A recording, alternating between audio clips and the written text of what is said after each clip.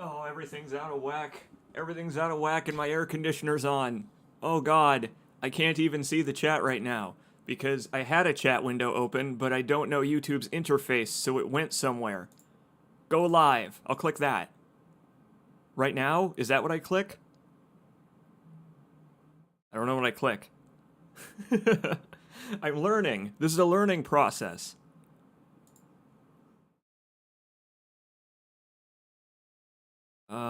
Yeah, go. Streaming software. There we go. Yes. I'm doing it. Oh my god, we're here. We're here. Hey. Rain Nero is here. The Magical Hobo is here. We're testing YouTube streaming. I can't believe that actually worked. I have a consistent live URL now.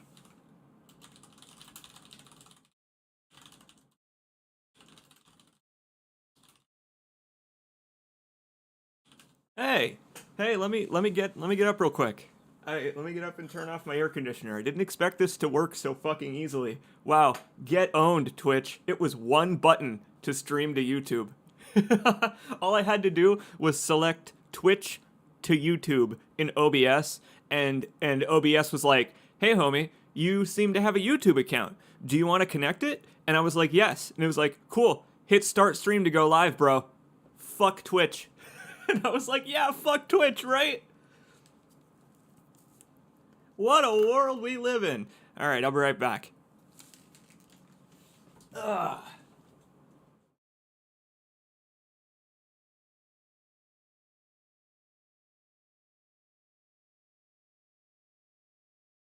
Well, hello, my friends. Greetings. I am feeling a lot better already, honestly. I am okay with this decision.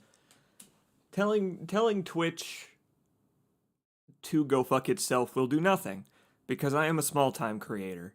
And so, I have taken matters into my own hands and made the jump back to a site that I can, I guess, grow my audience the way that I prefer, and not the way that Twitch prefers.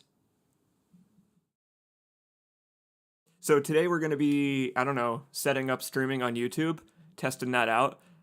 Here, let me post this on my Twitter and let me post it everywhere. I'm not supposed to be doing this, and I think Twitch probably knows that I'm doing it. Like, they probably can tell that I'm doing it because I do have my YouTube account connected to Twitch to publish VODs.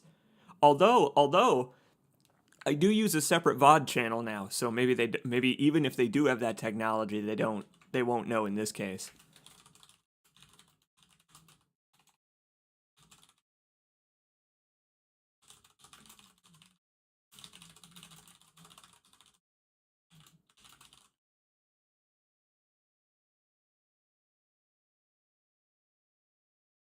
Ah, oh, the only downside I can see so far. The only downside I can see so far is that it doesn't publish a fancy pants, goofy, cool thumbnail when I post the link on Twitter or Discord or whatever. But that's fine. I could just put a thumbnail of my own in there. And plus, I have one already. And YouTube itself actually properly displays it. Here, let me show you. One cool thing, one cool thing about this setup I have here is that I don't have to do anything to my actual layout.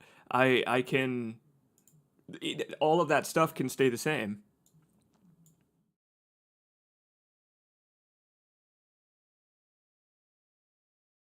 For example, that weird little cutout I made of my desktop on the other stream is still going to be there. It's still going to be there. And look, they do this when I'm live. As when I'm live, this box will appear in people's sub feeds. How cool is that? That's so much easier to see for someone who uses YouTube frequently. Like, goddamn, their interface has changed quite a bit here. This is what it looks like now. Their interface has changed quite a bit since I was last here, but it's also still recognizable. And I want to show you too. Look at this. The monetization settings are great. The monetization settings are great. I can actually choose overall if I want the stream to be monetized. And if I do, on an individual stream basis, I can pick where the ads appear for you guys. You know, obviously with video ads being the ones that will earn me the most revenue, or in YouTube the most revenue, me a pittance, but still, I actually get revenue from these because I still have an AdSense account. Like, this is overall just such a better. This is so much better than anything Twitch can offer except for monetization. Monetization, I now have learned, is pretty much the only thing Twitch is good at. Twitch is not good for growing your audience. Twitch is not good for connecting with your audience. You have to install plugins like Better Twitch TV and FrankerFace Z to add bots and stuff to your chat. Twitch is a very terrible website for actually supporting the streamer, but they offer you several different ways to earn money that they control. They control all of those ways to earn money.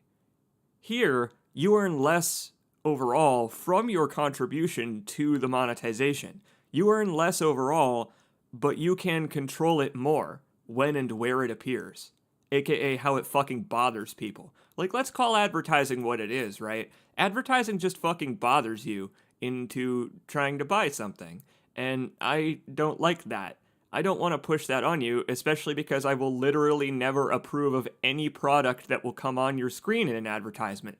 Like, don't worry about me endorsing anything you see an advertisement for on my streams, because I'm sure it's a fucking scam, whatever it is. Or some fucking mobile game that I wouldn't even play.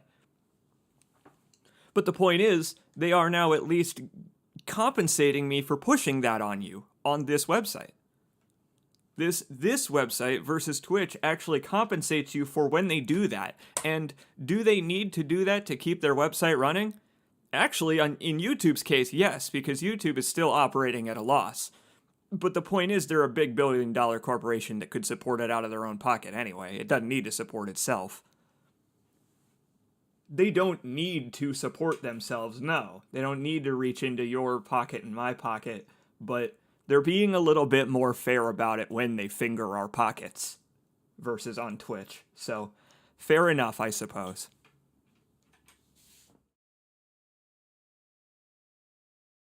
Would you say the nail on your right or left thumb is more pretty? You know, my right thumb actually is currently covered in scratches just completely because I have been spending time at my mom's house watching American Idol with her, and her cats have been really enjoying my company. My mom has several wonderful cats who love you very much, and they love to express that they love you. Through violence. Through violence. Through affectionate violence. But anyway, yeah, you're gonna see this now when I go live. I don't know for how long this will keep up. If I use restream.io, Twitch will notice immediately. That's one thing I do know. But, you know, if I just stream on YouTube, it'll be fine. Probably. The issue, of course, now is those bars over there on the left side of your screen, right? Those trackers and tallies. Sadly, I don't have a replacement for those because YouTube doesn't have anything really like that. YouTube doesn't have, I don't think, followers and subs and stuff. I think they have some kind of paid subscription with emotes and stuff, but you probably only would use them on my chat, so I would advise you join Patreon instead if you want to support me. But still, I'm getting all this stuff ready, and I don't know how to replace some of this UI stuff. I don't know. I'll figure it out. Get me out of studio mode. There we go.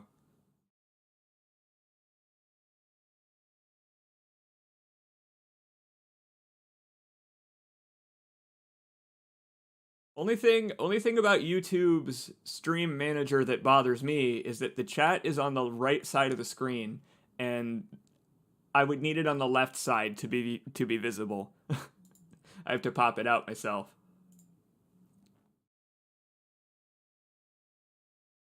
Man, you could pin chat messages and everything. Damn. There's a hell of an operation they're running here.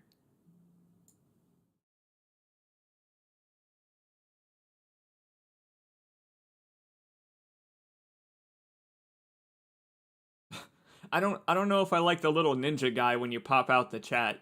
Behind the chat window there's a little ninja, a little YouTube themed ninja that says nothing to see here. We popped out. And okay, I don't like the idea that there are assassins hiding behind the UI elements on this website.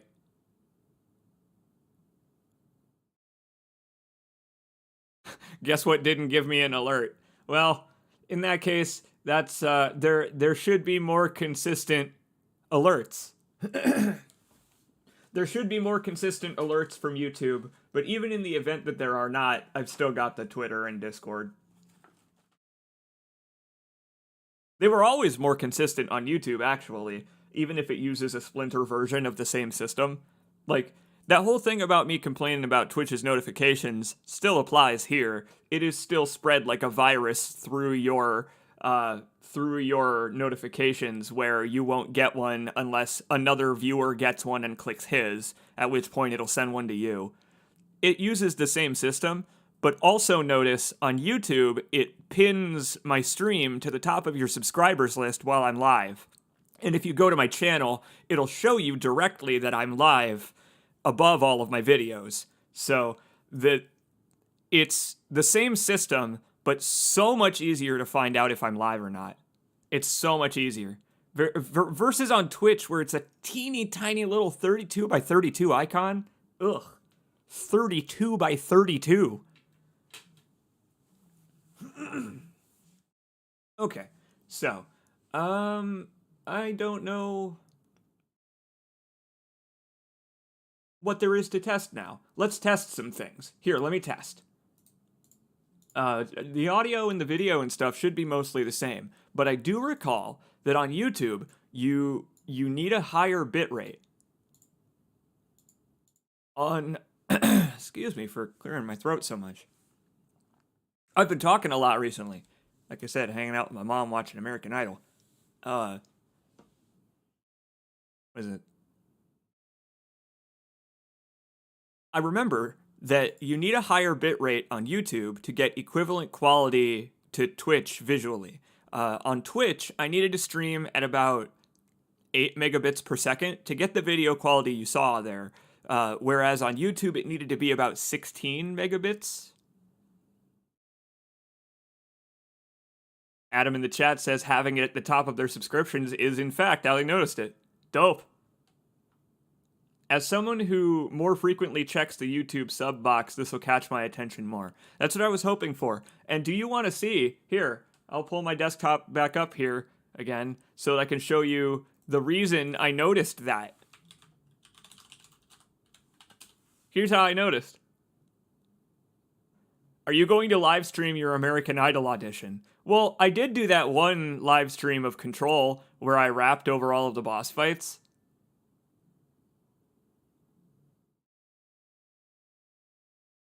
I technically already auditioned.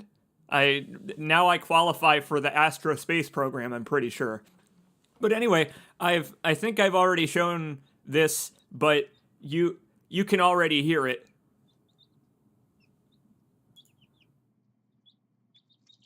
Chickcam!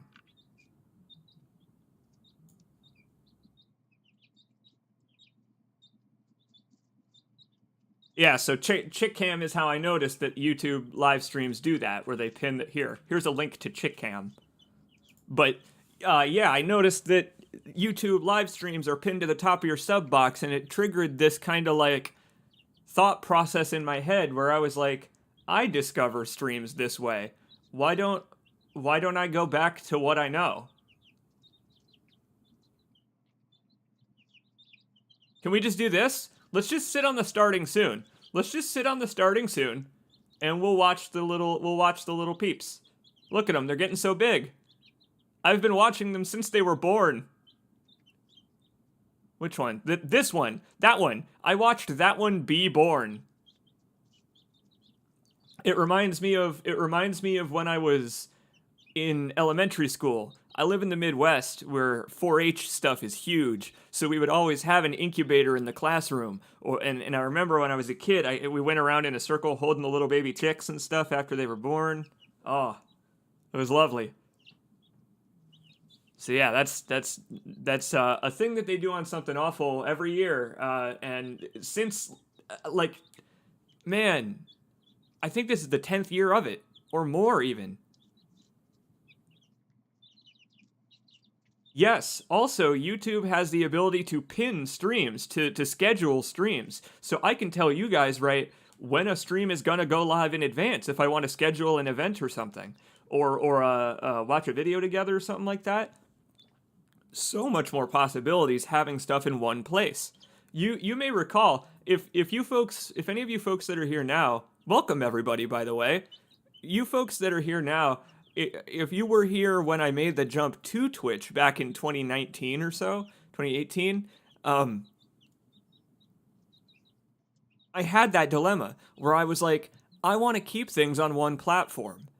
I don't want to make my audience jump between a bunch of different platforms to watch all my stuff. But hang on. let me clear my throat here 1 second.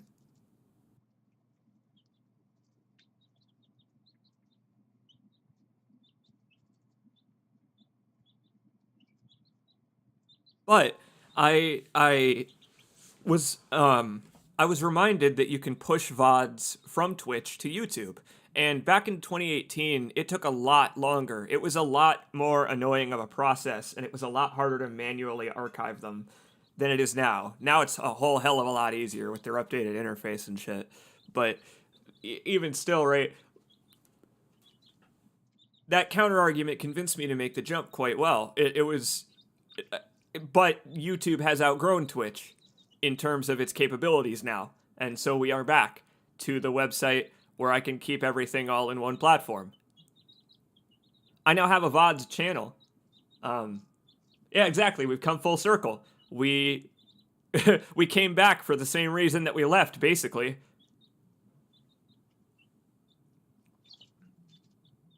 I may need to get up and get a drink. Here, watch. I feel bad for just parroting their live stream on my live stream, but watch Chickam for a second. I'll be right back. I'm getting a drink. This is all impromptu. This is all very unplanned.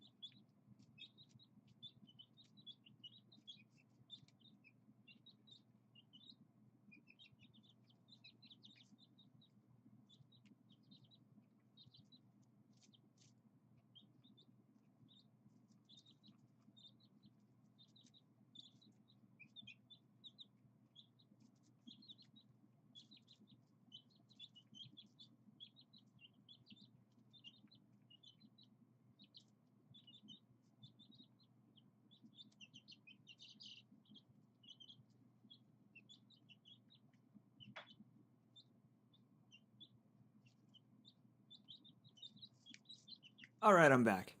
I've got a nice carbonated beverage to really clear out the sinuses.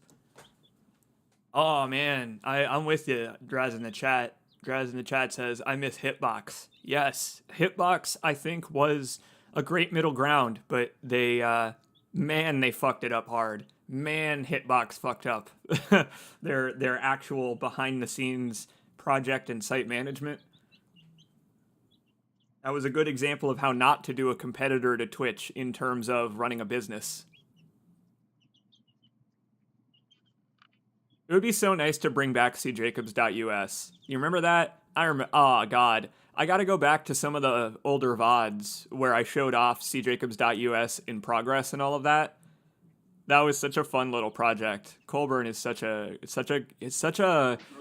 natural coder. He made it so easy to make my streams and stuff show up on that site. I almost want to make my own space again. I don't know if you folks know, that's how twitch.tv got started. If you don't know about the history of twitch.tv, it used to be called justin.tv because it was run by a guy named Justin.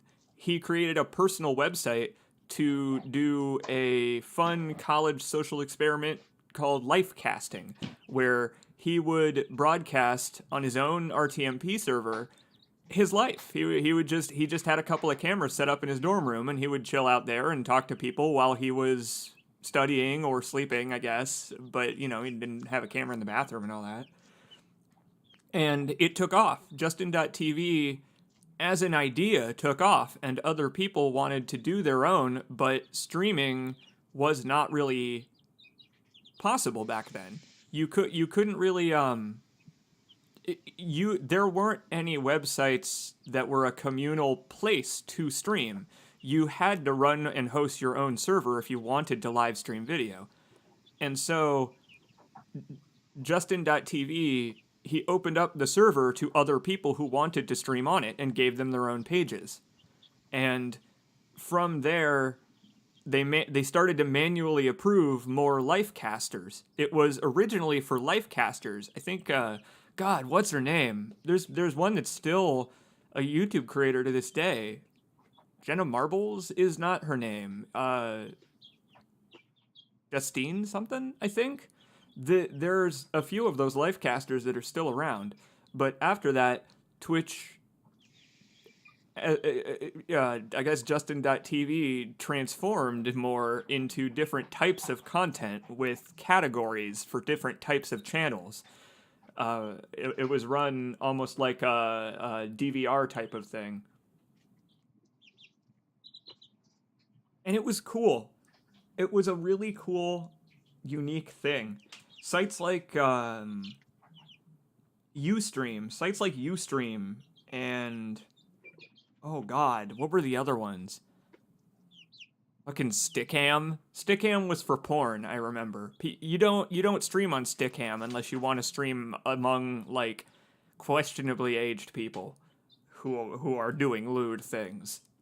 Hey, do yourself a favor and don't Google image search Stickam. You can look up the website itself, but if you Google image search it, it'll make you really uncomfortable, probably. Oh, Blip had streaming, didn't it? Yeah. I remember all those splinter sites, like all those splinter sites of Google Video, like Blip and Vidler. You remember Vidler? Is Vidler still around? Vidler's probably still around. There is one problem with OBS and YouTube streaming, and it is that I can't see anything but the chat. If I click on OBS, the chat goes away because it seems that OBS doesn't have a dock for it. Which is a shame. Here. Ooh, I hope you just saw my favorites. I hope you just saw my favorites and that I hope you just saw that I've been watching highlights of Whose Line Is It Anyway? I've been watching. Okay, when I'm ill, when I'm feeling sick, I go and I watch TV shows that used to be on while I was sick when I was younger.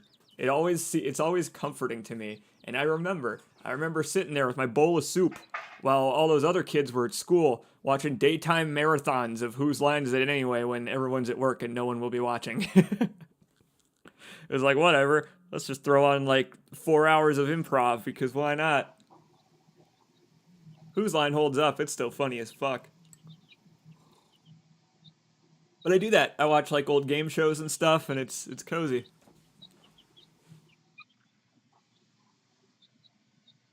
Okay, so I'm gonna look up here while we're just chilling if there are any plugins for OBS that allow you to dock you. Okay, here we go. YouTube chat docs. Custom. Oh, ooh, custom browser docs. Oh, yes. I don't want to watch some guy's YouTube video on it. Why can't I just read an article with bullet points? Maybe the comments will say.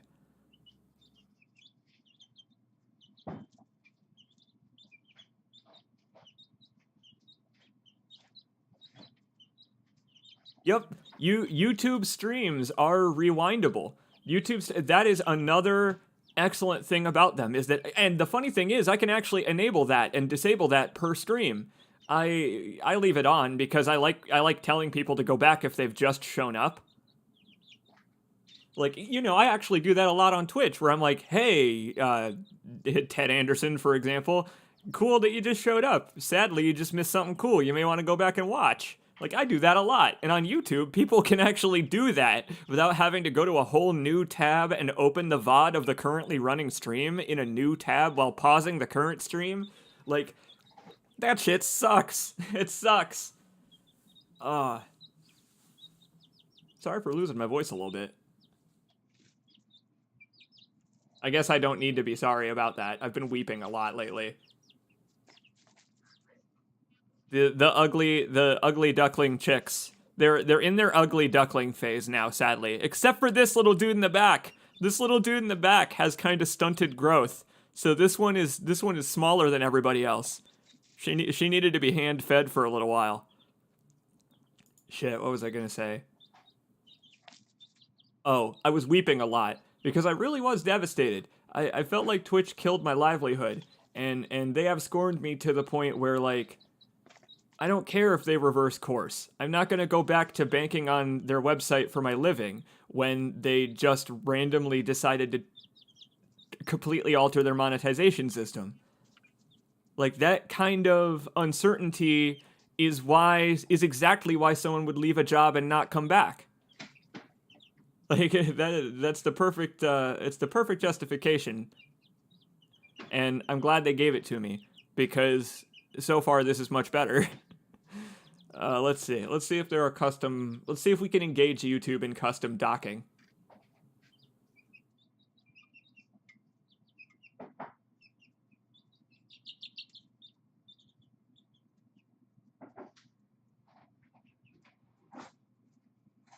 I'm gonna click on some guy's video.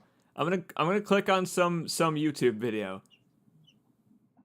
OBS, here we go. Custom browser docs. This is a 2-minute and 50-second video. So I'm gonna guess that like a minute and a half of it is some guy's advertisement for his Patreon. I don't mind. How fast can I mute it? Not bad. Yeah, hey, thanks for joining me here, everybody, while I'm getting this stuff set up. This is weird. This is weird and fun so far. It's nice to have you here just chilling out. While I'm setting this up, you tell me how you're doing. I've been really miserable. So I don't wanna talk about how miserable I've been anymore.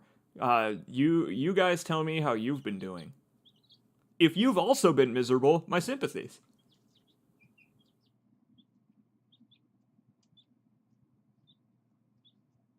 Oh, this is genius! Oh, that is so smart! Holy shit! Oh, that's really smart! I gotta give it to CreoVox on YouTube. CreoVox on YouTube came up with a really cool method of getting this done. I'll set it up and then I'll show you. That's so smart. I never would have thought of that.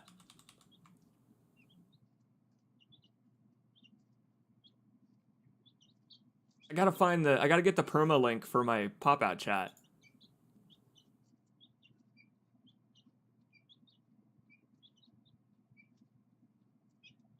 Hey, third mission is here. Hey, third mission. Third mission got a notification, it seems.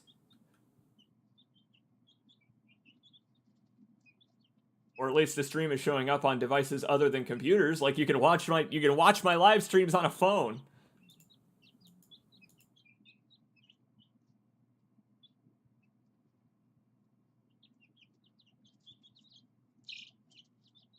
Oh, that's really smart. Do you have to change it per...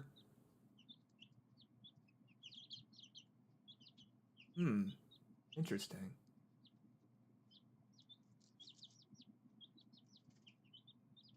Ah, here. Okay, let's see if I can do this. Find another method for displaying the... chat and the viewer count and stuff. The only downside of going back is that it's harder for me to display that stuff on my screen. But I have 3 monitors, so I can throw you guys on one monitor and OBS on my other monitor. Whereas before I had OBS and the chat all docked together on one.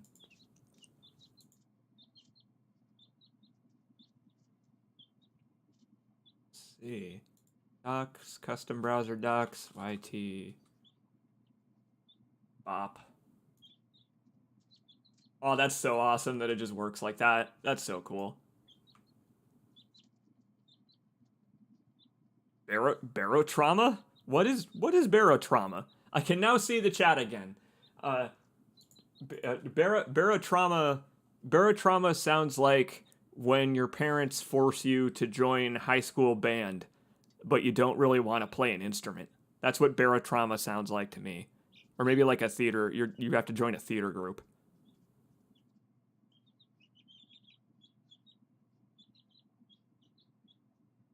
Okay. We have I think I can make Chickham. I think I can make Chickham go now. But I'll show you first what the gentleman recommended for this custom browser dock thing. In OBS, there is a menu. There's a menu with a bunch of tabs that allow you to dynamically drag windows around the OBS interface and pin them, chat windows, viewer count, subscriber count, and all that stuff, so that I can see those things wherever the hell I want to, and not just like on the side of the screen where they were decided they'd be. It's a really great customizable interface. But they also have a menu for making your own tabs, and you can just put in the URL for example, the pop-out chat on this stream. I went to my own live stream, and I popped out my own chat, and I put in the URL. And now, I just have an OBS window with the chat on it that I can dock anywhere in OBS. It's really smart. Oh, kudos to you, OBS, for being really user-friendly in that way. But yes, goodbye, little peeps. I recommend you check out Chickham. It's very soothing.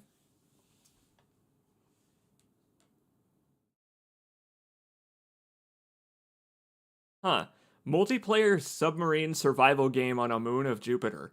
Like a smaller scale Space Station 13, but you're managing a submarine with a crew. Are there clowns? There are still clowns, right? I hope there are clowns still. Okay. Let's fuck with my bitrate and stuff. Now that I can actually watch my own stream. Now that I can pull up my own live stream, let me see how the quality is.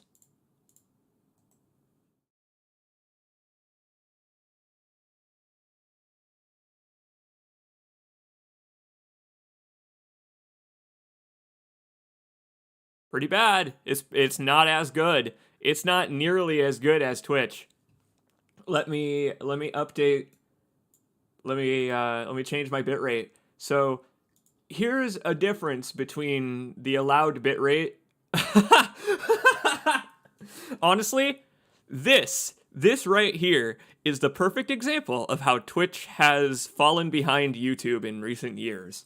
When I left YouTube to go to Twitch, they had the exact same streaming restrictions of 6 megabits per second video, 320 kilobits per second audio.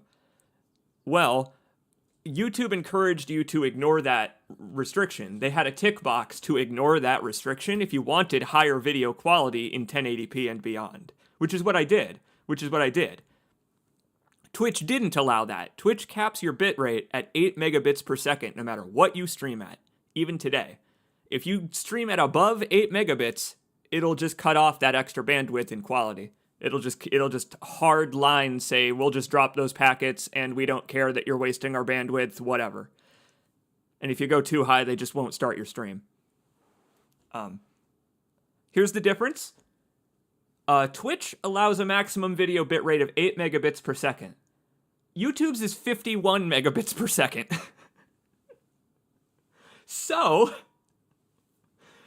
YouTube may have a little bit of an advantage in video quality if you have the bandwidth to spare on your own internet network, which I hopefully do now, because now I'm on fiber. I want to jack it up. Let's do it. I doubled my bitrate. But I remember YouTube is able to handle this better. Much, much better.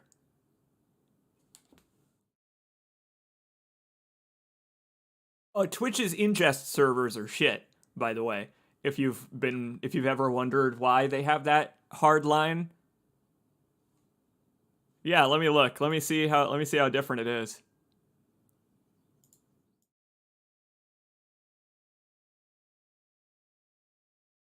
Let me jump back and forth a little bit. For me, I think it's gonna look a little differently than you. Because, you know, I'm currently using my internet, and so YouTube's probably like, well, hang on there, buckaroo. Customize our quality settings for the viewer. No, I'm not a viewer. I'm looking at my own quality options, YouTube.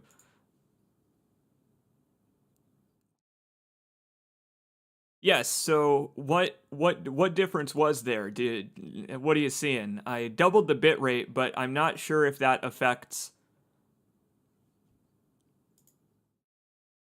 I have no idea how to explain in fucking human words the process of it going from my computer to you guys. I'm sorry.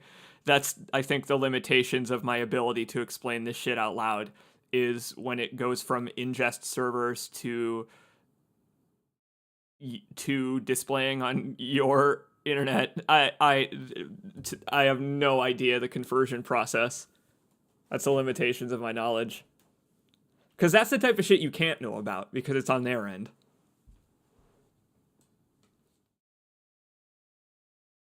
You can set the playback speed on the live stream, and if you're behind and set it to 2 times, it just plays 2 times until it catches up. That's cool. That's pretty cool.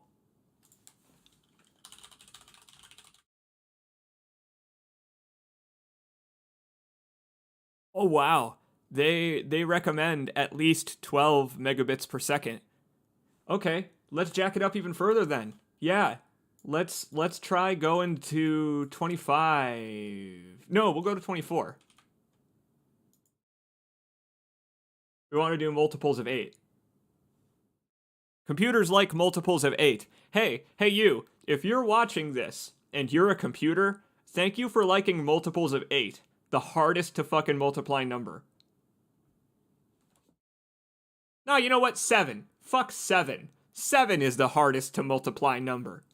All my homies hate 7. 7 is a cannibal. Did you not hear that 7, 8, 9?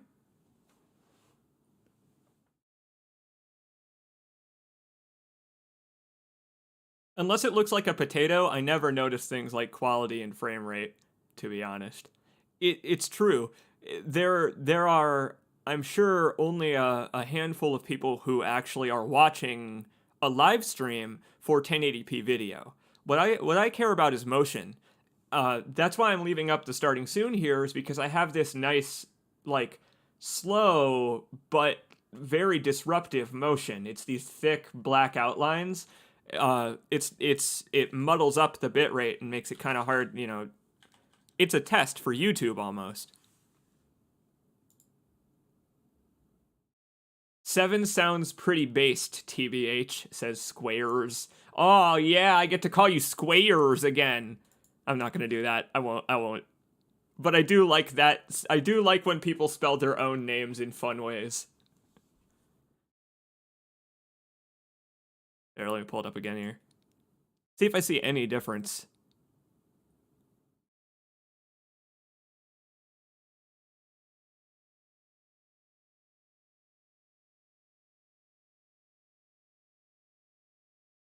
Oh, it's so nice to be able to just rewind my own live stream and look at the quality of it. Oh my god. Fuck you, Twitch. Fuck you so hard, Twitch. My god. YouTube eats your lunch, Twitch. Oh, it's so nice to just be able to jump back and forth. I no longer have to ask you guys, like, hey, how does the stream look? How does the audio sound? I can just test it my own goddamn self by pulling up my own stream. Oh my god.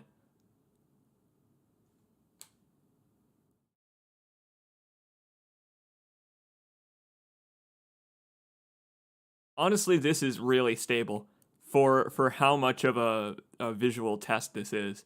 I have a few more options. I have a couple more options here. There are latency modes. Let me see if I can change those in this during the stream. So I don't know if I can. Damn it.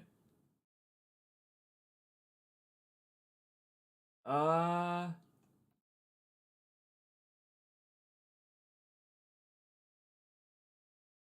yeah, I would have to restart the stream to do that. But they do have latency options that it said affects the visual fidelity of it, so I'll try those at some point. I left it on normal latency for now. Hey, Ted Anderson is here. Hey Ted, welcome. Your name has been on the side of this stream for the entire duration. You've been here and you've been here in spirit before you even arrived in person.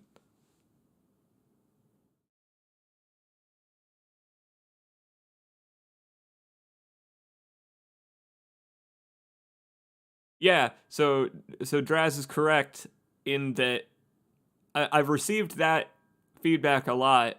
I don't know if it's feedback. I ask people directly how they watch my streams, and yeah, a lot of people treat it as a mostly auditory experience. A lot of people treat streaming in general that way.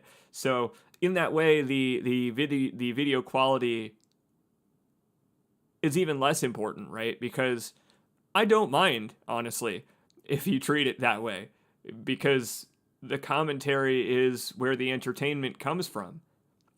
Unless I guess it's a blind game. I mean, you owe it to yourself to watch the blind game with me if you're also blind on it.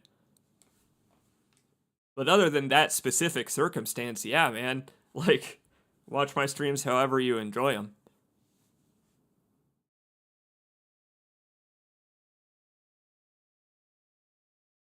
Listen, Ted, sometimes the spirit leaves the body and goes a wandering. The spirit, the ha and the ka are separate. I learned that in Death Stranding. Man, I don't know what I look like today. I haven't here. Do I have my webcam even plugged in? I don't have any yellow lights in my room on. No, I guess I don't. It didn't pop up when I hit the button. Okay. Well, I was gonna pull up my webcam. Because I was just talking about the ha and the ka, the spirit and the body, the Death Stranding and all that. And I have something fun that I have yet to open that I have recently received. We may be stress testing YouTube streaming soon with Death Stranding. I guess that's all I'll say about it right now. I don't have a letter opener or anything to open the box with me right now anyway. I don't want to like use my car keys and stab the box because the box is quite fragile. But not that fragile.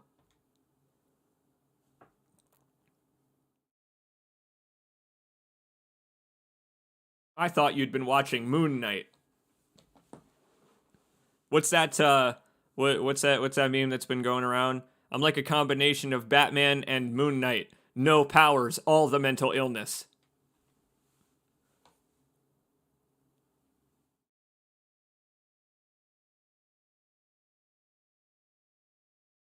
Time for C. Jakes to lean in close to the mic and whisper breathily.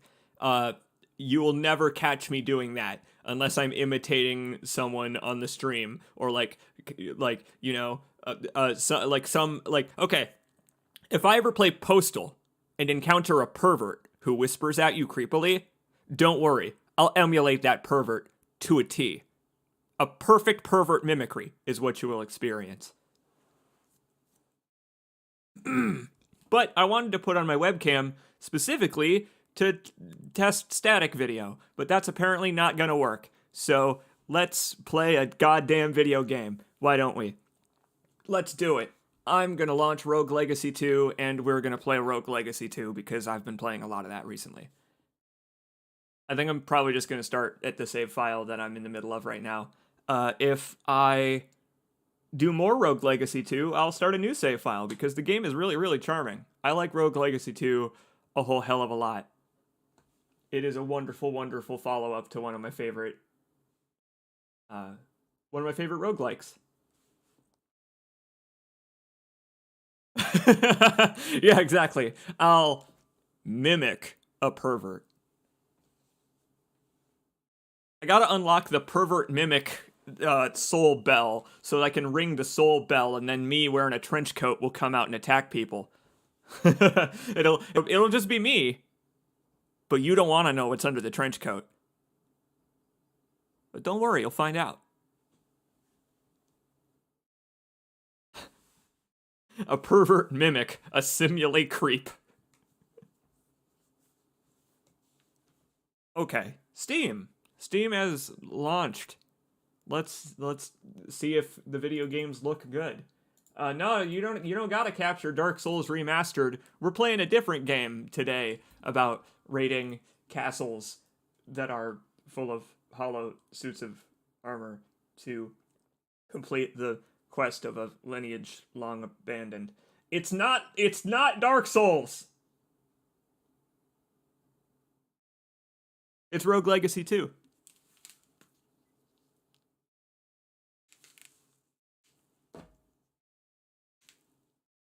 And it is, yeah. It's a huge step up. It's wonderful. The amount of tech that you have, there's so much movement tech for a platformer. It's wonderful. I will show you.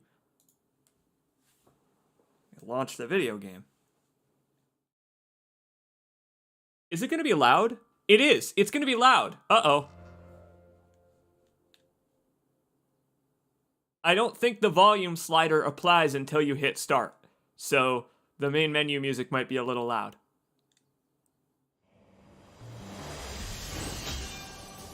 Nope. It seems they fixed that. Cool. Yeah. So, let me display the game here. I think it is set to capture a specific window, which I don't want anymore. There it is.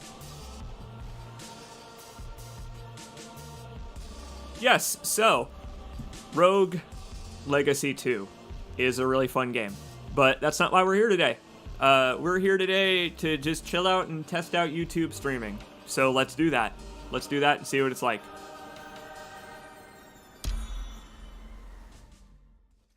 I'm like 2/3 of the way through the game on this save file. Like I said, I will start a new save file if I decide to stream this game from the beginning. But this is kind of what the middle of the game of Rogue Legacy 2 is like, if you were wondering. It is such a wonderful, charming little game. It's such a wonderful little game. I will make the most of my massive range, Lady Quinn the dummy. That was not the one reborn on the title screen. Don't worry, we'll stream Bloodborne again someday. The training dummy became a dummy voluntarily because this way the dummy can learn all of the secrets of combat by being beat up by them. In a roundabout way, it works, too, because the dummy knows all of the combat secrets that it tells you already by the time you meet it.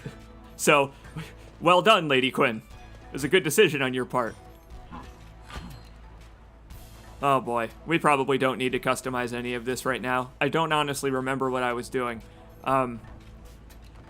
This has been a wonderful game to get me through the really emotionally trying time of Twitch basically stomping on my livelihood. It has helped a lot because it is not a rote game. It's got all of the progression, you know, run to run based of a standard roguelike where you die and keep your gold, but you have to give it up at the start of the next run, and you use that gold in the interim to unlock permanent items and all that stuff. It's got all of those things, but it is so it is so impeccably well balanced that it never gets old. Also, this young lady has fashioned herself entirely after the greatest food product known to man.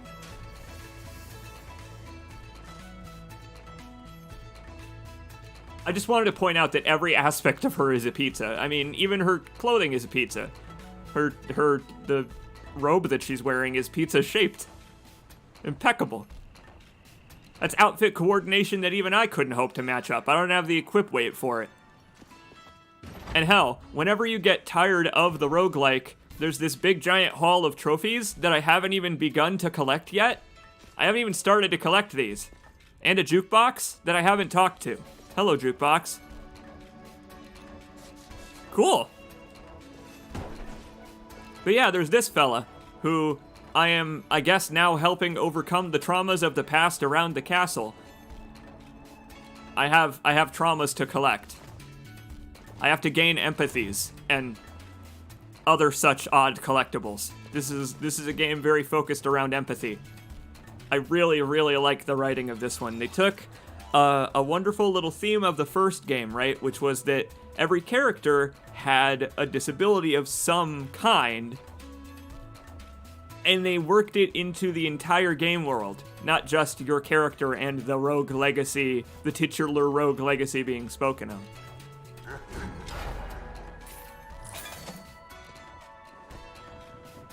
By the way, the game itself is really fun. The game itself is, of course, a really good time. Yeah, right up here. One of these traumas I'm supposed to be collecting is right up here, but I can't actually pick that one up. They give you hints on where to find the rest of them. Well, I guess we don't have to start at the beginning. How's it looking now that I'm actually running around in the game world and stuff? Remember, we're here to test the visual quality just as much as we are here to chill out and tell Twitch to go fuck itself. Hey, go fuck yourself, Twitch. Remember, everybody, make sure in the chat that you're constantly telling Twitch to go fuck itself. If someone hasn't said, go fuck yourself, Twitch, in the past, I don't know, like 4 or 5 minutes of video, sadly, I'm going to have to turn the stream off and go back to my exclusive contract that Twitch has that says that I can't live stream on any other website or else they won't pay me my paycheck. YouTube doesn't have a contract like that, by the way. Looking quite good. I'm glad. Looks smooth. That's what I was concerned about. I'm glad it's not choppy or anything. And yeah, some bitrate compression is okay, because YouTube has more options for dealing with that. I could actually stream in 1440p if I wanted to on YouTube, and it wouldn't affect you at all. For example, Twitch doesn't give you quality options if I am a small-time streamer. The reason that you don't get quality options a lot of the times on my streams is because a lot of people have to be watching me before Twitch will allow that on my live stream. It's just a certain threshold of arbitrary popularity, like everything on their shitty site. Like, this site also has thresholds of popularity, but they don't tie it to your ability to find my stream. So it's better. Let's see. Speaking of better, Body Buffet is such a kind way to call me a cannibal.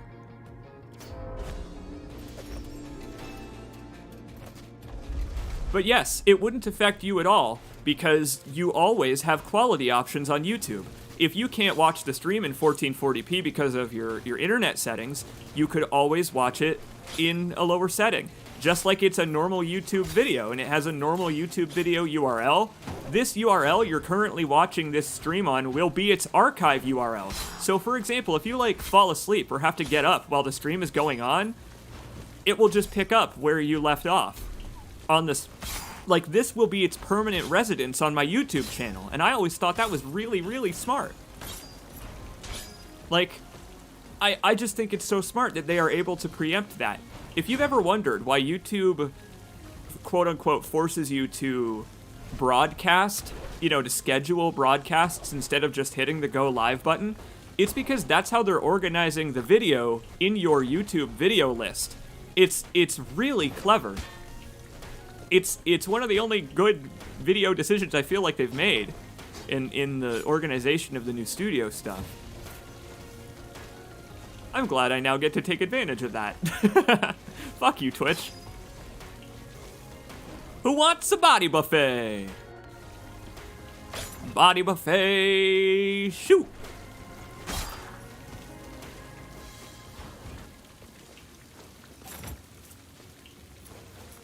It looks like hot garbage on 1440p. Oh, no, excuse me. I said the wrong thing there. Dr. Zyman said the right thing. Let me read that again. It looks like hot garbage on 144p. And yeah, versus what I said, yeah. If you remove 100% of the video quality.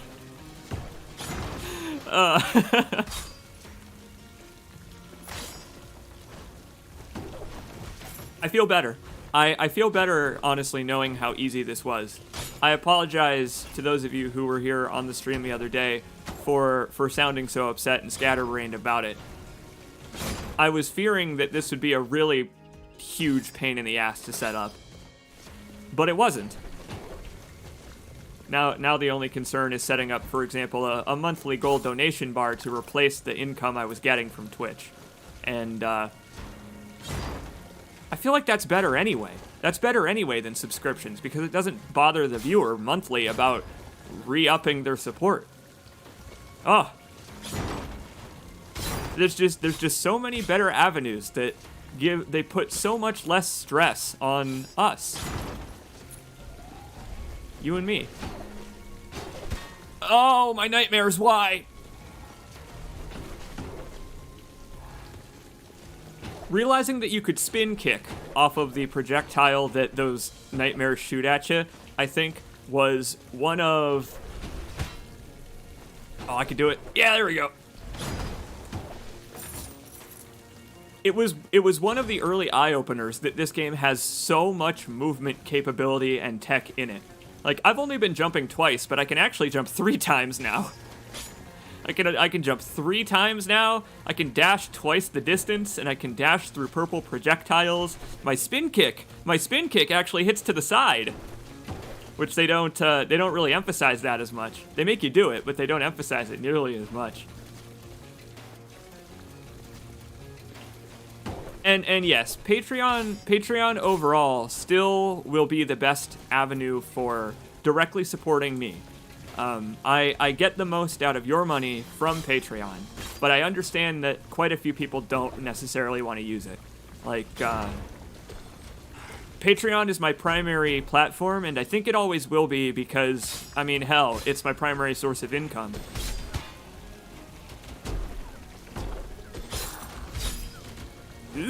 Get out of here, blobfish. But yes, Patreon specifically gains me the most support for your money. Eventually, you will be able to subscribe here on YouTube like you did on Twitch. I don't know how to set that up. I'm not sure. I'll look into it.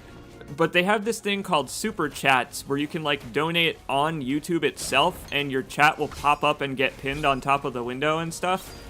They have a different method of doing all of the same things, basically, that Twitch does. Oh, hot tamale. Nice. Killing enemies through walls. The dummy was right. I need to make use of my range. This is what Ronin are good for. Or just give out your Venmo. You know, I noticed that a lot of content creators these days are using coffee. Because it really is just that simple. Coffee is like, it's like pure branding where it's the website Coffee is excellent marketing because it encourages tips as donations, regular tips as donations. It's fascinating because you can still subscribe monthly to give those tips on Coffee. But they don't really emphasize that as much as the one-time ones.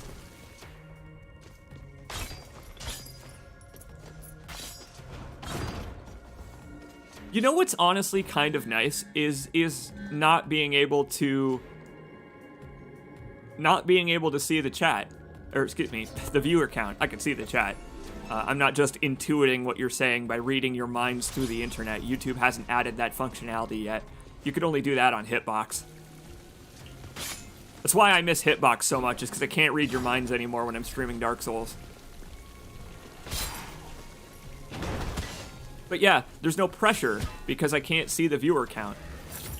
Like, I don't know how many people are watching. My only feedback on that is how many people are chatting, and I almost prefer it that way. I could always, like, add a custom doc with the view count on it, I guess, if I wanted, but I'd have to change that for every live stream, and instead I'm just gonna not worry about it. Legit, that's honestly how the stream the other day helped me a lot personally, right? Is like, I was really, really worried. And when I expressed that worry to you folks, the folks that were there on the Dark Souls stream I did, you folks were like, well, don't worry about it. We'll watch your stuff wherever you are and support you through the website you know, like, what I was concerned about is that folks wouldn't want to support me because it would require swapping to another site. That's what worried me about swapping to Twitch in the first place. And it turns out that I was still overthinking it, as I usually do. And I didn't have any reason to be worried, because you guys have my back. It made me feel a lot better. So that stream I did shut down because I got quite anxious, but it made me feel a lot better.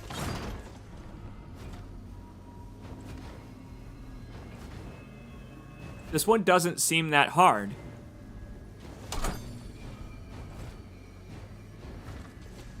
Oh, wait, I see the problem. Oh, shit, their timing is very slightly different. Oh, that's brutal. Oh! Yeah! Oh, yeah, these fairy chests are a pain in the ass. But they give you such good rewards if you've already gotten what's inside them. If you've already picked up what's inside the chest for that specific challenge type, it will give you the currency en masse for unlocking the thing that was in it last time. And that is so nice, rather than just making the reward be generic gold. Thank God. This is one game where having proprietary currency for all of the roguelike elements is actually hugely in its favor. Having ore for the equipment and having blood for the runes, it is really, really good. Oh, this one's fucked. I did get a shield, but I literally never remember to use it. It's a problem. Okay, hang on.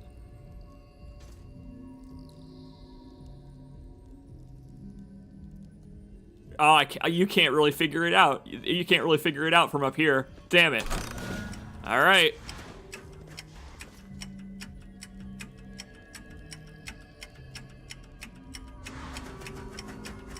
Yeah, baby. Joke's on you. I grew up playing I Spy. I'm already an expert at finding tiny little trace routes behind complex objects. I spy a pipe behind a wooden wall. I spy a chest that gives no blood at all. Guess what? It gives blood today. So yes, I've already defeated most of the bosses here. We are about 2/3 of the way through the first playthrough of Rogue Legacy 2. And if you thought that area seemed a little too easy, that I wasn't taking too much damage, it's because things are laid out really simply. There are 6 areas, and each area has its own difficulty base level, which is really cool. As soon as I walk into the area, it gives me a star rating. But what's also really nifty...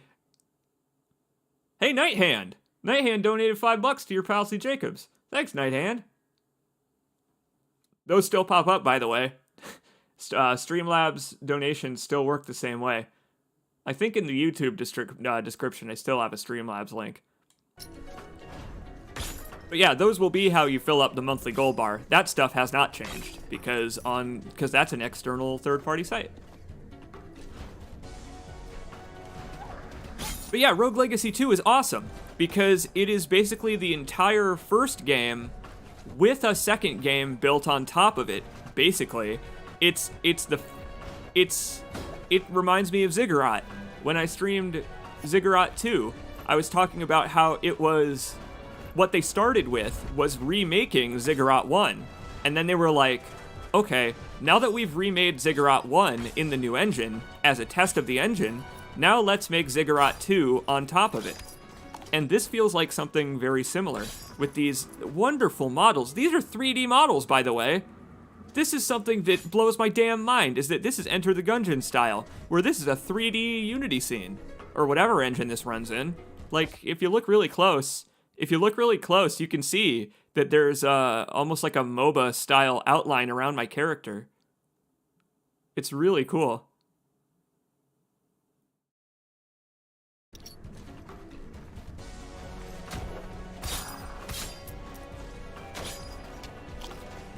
Oh, that's gonna help a lot. 34 max HP just from eating one chicken leg. That's like in real life. Okay, I gotta be honest. People who eat hot wings and stuff are gonna hate me for this. I only ever eat drumsticks. I don't like really other forms of chicken because I have an overbite and stuff, and so the bones get a little caught in my teeth. It makes it a little hard to eat a chicken wing or a chicken breast with the way that they're shaped. So I have to like pull the wings completely apart to eat them, so I just don't bother. I'm like, do you have like seasoned drumsticks? And they're always like, yeah, we do. So I'm like, I'll take those instead. Okay, let's see. I must mirror the line. Oh, this is Z. Hey, Z. Oh! That's really funny. So, this game's writing is incredibly clever. This game's writing is so clever. The game is called Rogue Legacy, and it's about an enduring legacy, a family tree. Basically, everything is based on a family tree. So, a lot of the dialogue like this, where it's ostensibly about the puzzle that I'm about to solve, where it says, I must mirror the line. Yeah, sure. What do you mean? I don't even know how to get in there and mirror it.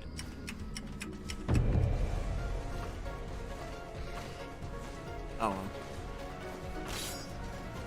I probably should have thought of that one a little more instead of just making a joke and then going for it. What's fun about Rogue Legacy 2 is, honestly, a big part of it is the tone. The tone of the first game was quite wonderful in how it dipped between serious and aloof whenever it really felt like it. That's a skill that the writers of this have, and they put it to really good use here. This game gives a certain amount of depth to all of these characters. Like, for example, each of the main boss types, there's just a throwaway dialogue line with the pizza girl where she tells you that she used to deliver pizza to the bosses, and all of the bosses have a specific favorite type of pizza. Well, obviously the favorite type of pizza that the boss has is indicative of their personality. That's smart writing. That's smart writing to turn something really silly, like having there be a pizza delivery service in hell, to, like, I don't know, to be like, to use that as an opportunity to characterize boss fight enemies, who you only ever read about in journals before you actually start swinging your sword at them.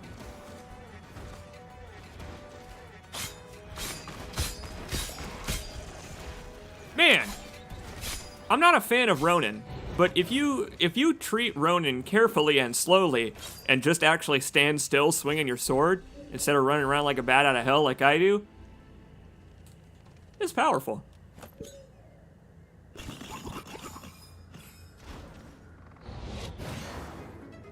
I mean, the trinkets in this game being called heirlooms, it took a moment for me to realize that they're actually using the definition of heirloom properly. You know, because if I die wearing it and then my heir picks it up, yeah, it's an heirloom.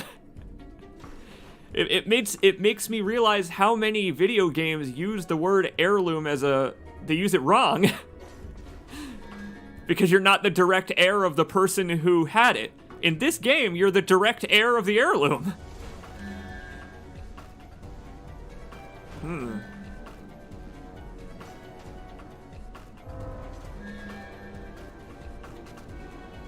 This would be pretty damn good. I mean, I got really slow attack speed as the Ronin. Oh man. Oh man. I'm tempted. I'm really tempted.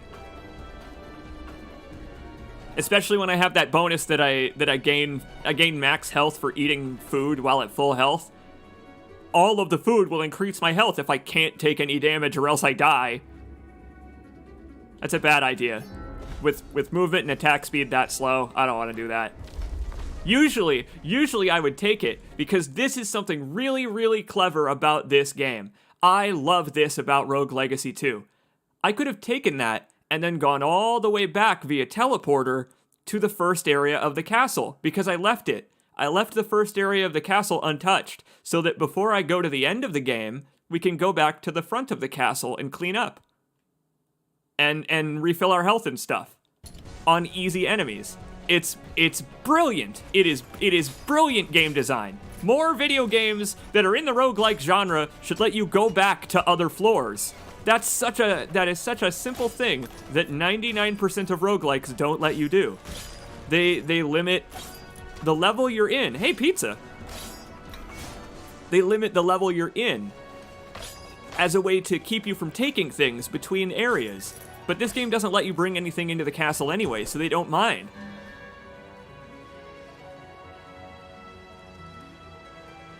Sure, I'll take some weird mushrooms. And I also will pick up the item in the game. So, again, because we can go anywhere in the castle, we don't need to do everything in order. I am here to get gold and just chill and chat with you folks. We're taking it nice and slow here.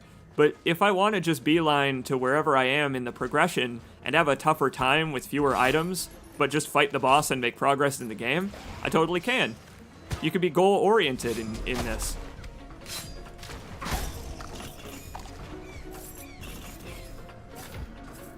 Oh, it's so nice. I'm in such a better mood.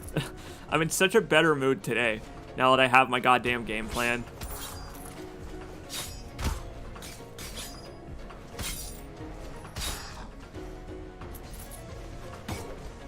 I hear morals are all the rage. You know what? Maybe that's why they were sitting there abandoned, is because the bosses, the estuaries of the castle, they abandoned their morals.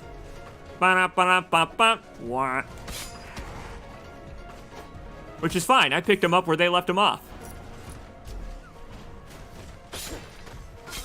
Damn, I want pizza now. Oh, homie, I'm with you. I was I had a lovely time yesterday. I don't know if any of you around here watch reality TV unironically, but reality TV, it's a staple of American television, and there are still some wonderful, genuine programs out there. American Idol, I feel, is still a really genuine program. They had a 20th anniversary reunion program last night where they brought on a lot of the earlier winners, had little small chats with them to see how they're doing, and they had duet songs instead of any of the current performers performing. They did that yesterday, and they had just had a special day today on Monday, and I was hanging out with my mom, watching some of the same people that I was in the room watching them win the first time in like 2007 when I was a kid. You know, because my parents always were watching reality TV. I mentioned earlier, I watched a lot of TV when I was sick. Like, damn, man. It brought back some fond memories. But what it was is entirely genuine. That's why I liked it. It was a totally. It felt almost like a. It almost felt like discarding any of the cynicism of reality TV to celebrate the fact that the show was even made in the first place. I brought back some of the old judges and stuff. Some of the old viral video folks from the early days of the show. William Hung, sheep bang, that guy. He's gotten a little better. His singing's gotten a little better. He's a motivational speaker now. I didn't know that. Oh, this is old hat. This one's old hat. Joke's on you, game. You gave this one to me already. Crush your enemies.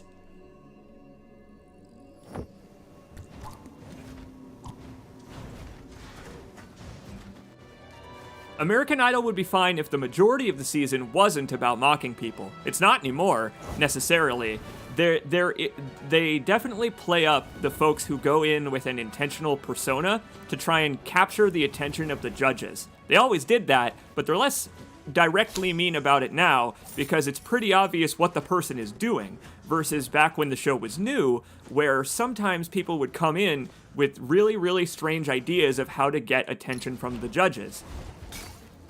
Other than singing, right? Other than directly being good at singing, which, is what they care about the most, but they also cared about who you are, even back in the day. It's just that nowadays they won't make fun of you for who they are because,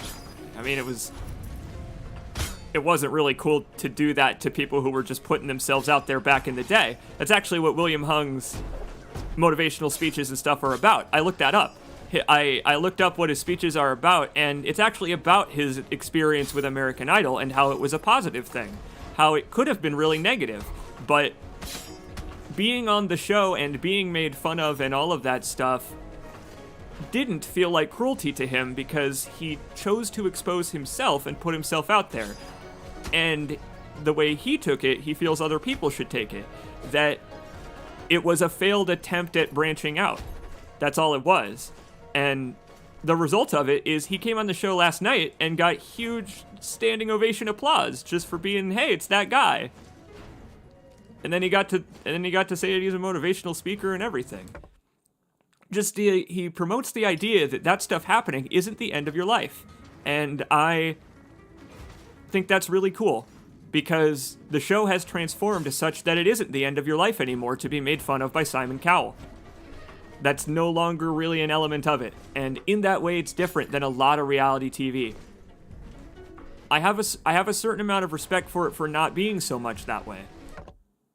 Again, I say not so much that way because it's American television, American television has this sort of common denominator aspect to it. But even with that in mind, there's such a purity to what they expect. They want genuine individuals nowadays. Cloudyak didn't get notified. Ah, bummer. We have had a couple of reports of that, and I'm okay with that, honestly. I'm sorry that happened to you, buddy. But I got the Discord and the Twitter for that purpose. Nowadays, I have kind of accepted that all of these sites use the same sort of scheme. They use the same sort of scheme for spreading notifications. But I said this a little earlier, I'll say it again. YouTube makes it a lot easier for you individually to see when I'm live if you're curious. Making me be at the top of your sub feed when I'm live. And oh my god, nice! My mushrooms! Oh, my mushrooms! YouTube is much better for visibility, so even if you didn't get a notification, there are so many more ways to tell that I'm live on YouTube than there were on Twitch. So it's the direct notification when I hit the button doesn't matter as much to me anymore.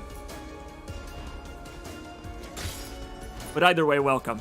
Welcome, and I hope you all enjoy your stay here on this channel, because YouTube doesn't respect you really any more than Twitch does, no.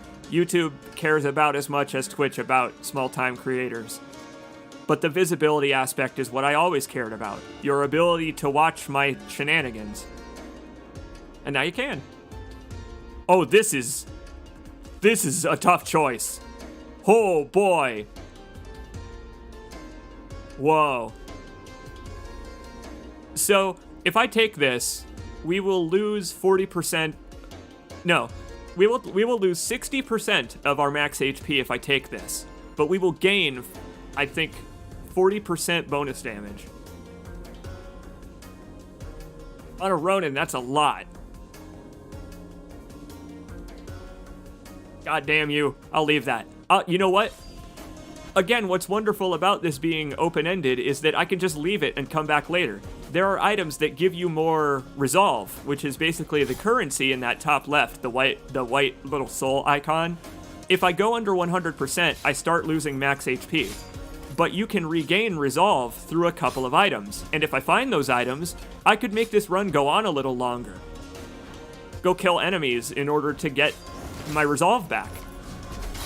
And then I could go pick up that item I left.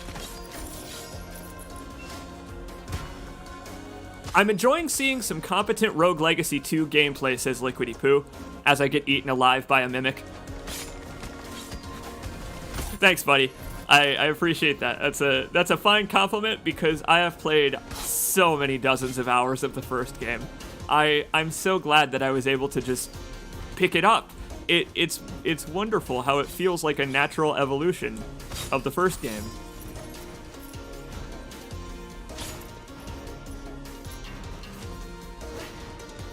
Oh, but you know what? You know, the only downside of being on YouTube versus Twitch is no devs are gonna show up in the chat anymore. We're not gonna ever have that happen. Cause what game dev browses YouTube gaming to see who's streaming their game? Yes, there is in fact a Rogue Legacy 2. It's been out for quite a while, actually. It's on sale right now. It was in early access, but it recently had its 1.0 release to add the end of the game and all kinds of other stuff. This room sucks as a Ronin. I really need to learn how to use my damn shield. I just never remember to hit the damn triangle button. But anyway, yes, Rogue Legacy 2 is excellent. It is fantastic. And I think it's only $20 right now? The first game is still so excellent also. The developers who made this damn thing, the writers who wrote the damn thing, they're scarily competent.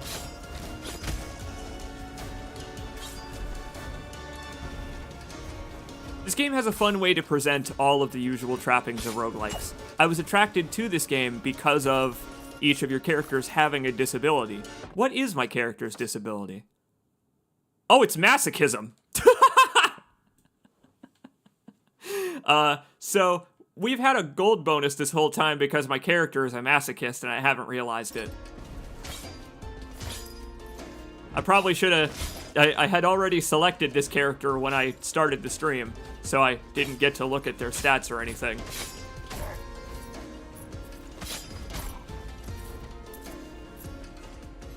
I guess that's a trait more than a disability, right? A lot of them are specifically modeled after real-life disabilities, but some of them are just personality traits and quirks.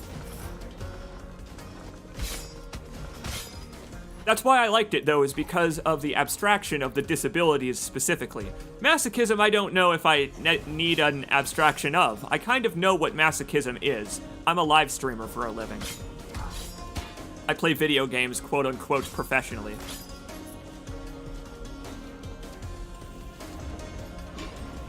But yes, the abstraction was what I liked, where they found a way to turn certain really debilitating illnesses into unique gameplay mechanics, but also bonuses a lot of the time.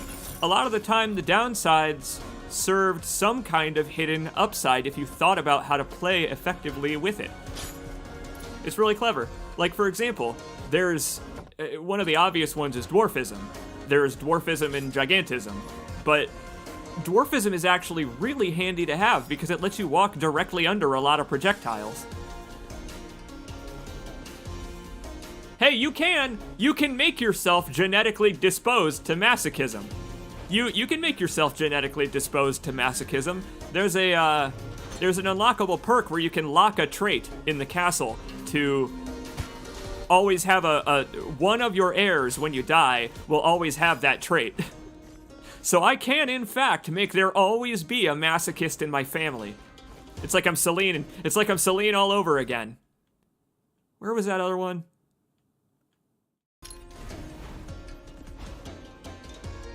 I don't remember which of these circles was the other apple. There we go. Each area of the castle also has a unique set of collectibles. This area has two of those root trees that can either increase your max HP or restore your HP, versus the forest, which I think only has one.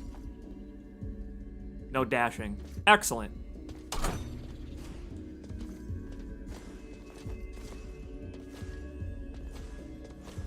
Yeah, baby! Putting pressure on that X button. That is how exact the movement in this can be. Wow, I've never found the haste rune. That's a good find. Oh, you better follow me, blood. Thank you. Where did you find the time to make errors? I'm gonna hope that your character's lineage, right? They have some kind of rule book, some kind of like guidebook for lovemaking, where you gotta wait until like you're ready to enter the castle before you go out and find love in the world. And hey, the game makes a point out of talking about your lineage a little bit, and how like, yeah, it is as stupid as it sounds. You actually are a lineage of dozens and dozens of family members. Like, it's no abstraction. This game goes on for thousands of years, which is really stupid, but they know it's stupid. And that's why they made time shenanigans affect the castle. You could also pretend that they're cousins, brothers, extended family members. It doesn't always have to be, my son will enter the castle. His son, his daughter, the daughter after two daughters twice removed. And they'll all be blind. They'll all be colorblind, and they'll all have gigantism, and some of them will be ninjas. Two of them will be boxers. One of them will be a dragon. And none of them will be competent. Not a one.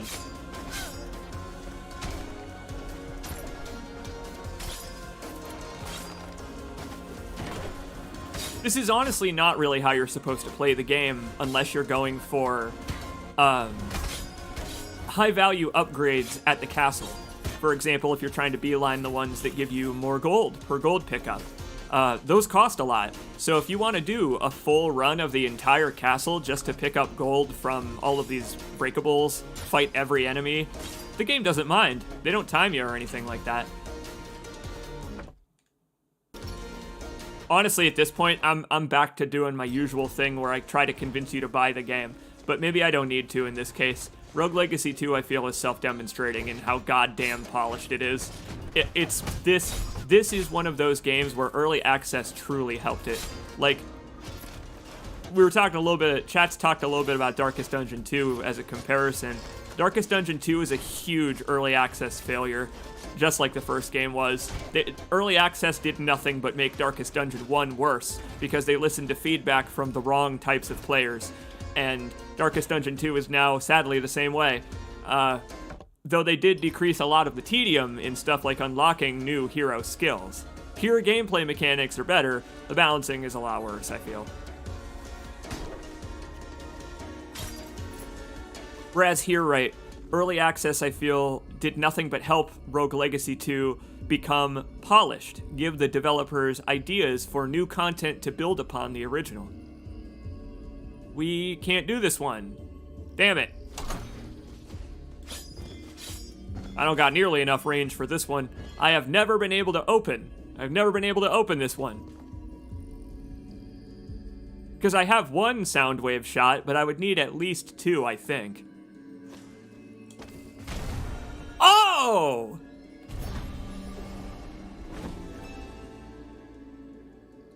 Never mind.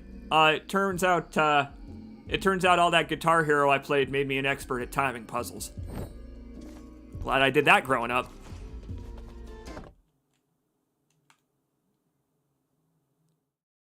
We're pretty much done here. I don't think I want to go and pick up any more relics because, well, I only have 110 resolve, which again will reduce my max HP. Was this the way out? We ended up with a real weird and squirrely way out of this place. I love it. This is so odd. Nope, wrong way. Needed to go one more. Yup, spore explosion. Oh, I'm glad I took those mushrooms now. That's the only time anyone in human history has ever said that. No one in human history has ever said, man, I'm really glad I took those mushrooms.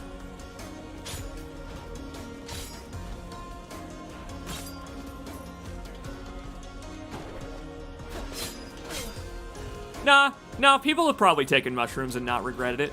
I'm sure great works of art have been completed on mushrooms, or at least conceptualized. The reason I say I'm sure is because I'm pretty much a sheltered child in that whole aspect of humanity. I have no experience with drug culture, so I don't know actually what mushrooms even do to you. Hey, someone here who's taken mushrooms and is willing to admit it on a live stream. What do mushrooms do? Because I actually don't know. Do they just make you see funny things? Do they make you pee funny colors? Because that's a joke people made a lot when I was in school, and I didn't know that that was connected to drug culture. You're damn right, present day 20XDX. It is in fact C. Jacobs. We are roaming the high seas Jacobs today. Well, no, I have to wait until we're the pirate class before I can make that joke, I guess. I've gone back to YouTube because Twitch has thoroughly scorned me now, and I'm so happy. I'm genuinely so much more at ease on this platform than I ever was on Twitch.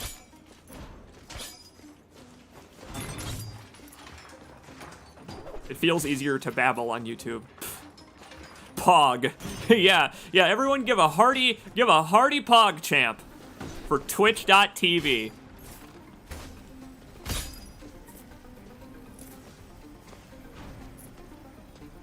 Colors mostly, some waviness, things talk to you.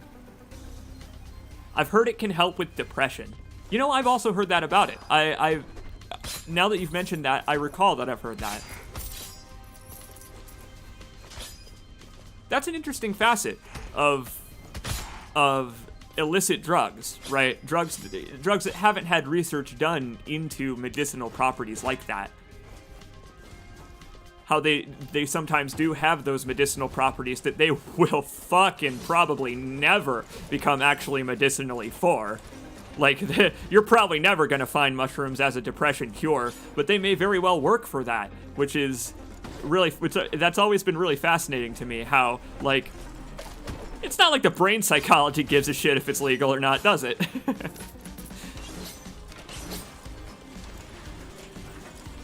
What are you? Oh, so this is where we get to the parts of the castle that I haven't really seen yet. I am so happy, in a way, that I played through it this way, because now we're prepared for the part of the castle that I don't really... I've only really come here to fight the boss. Oh, but I love the music and everything.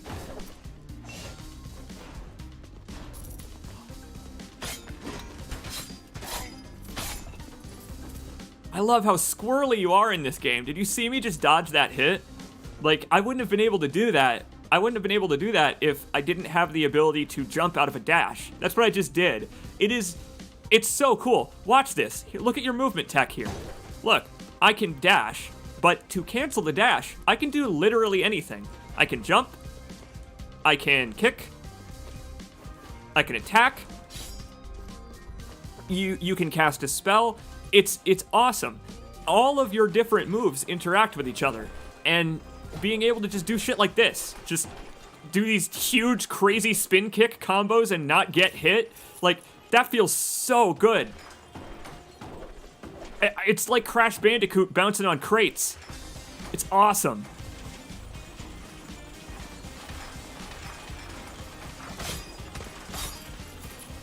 Oh, the art style fascinates me. The art style is so fascinating. This treating 3D models as 2D is such a cool thing. Oh man. Oh, this is a great find. The boss of this area is a wall. The boss of this area is a wall, and a floor, and a ceiling.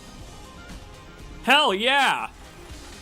We may, if I'm actually good enough at this, we may actually make progress in the game on my personal save file, on my YouTube test stream. Damn! I was right to go back to streaming to YouTube. I make progress in games when I stream to YouTube.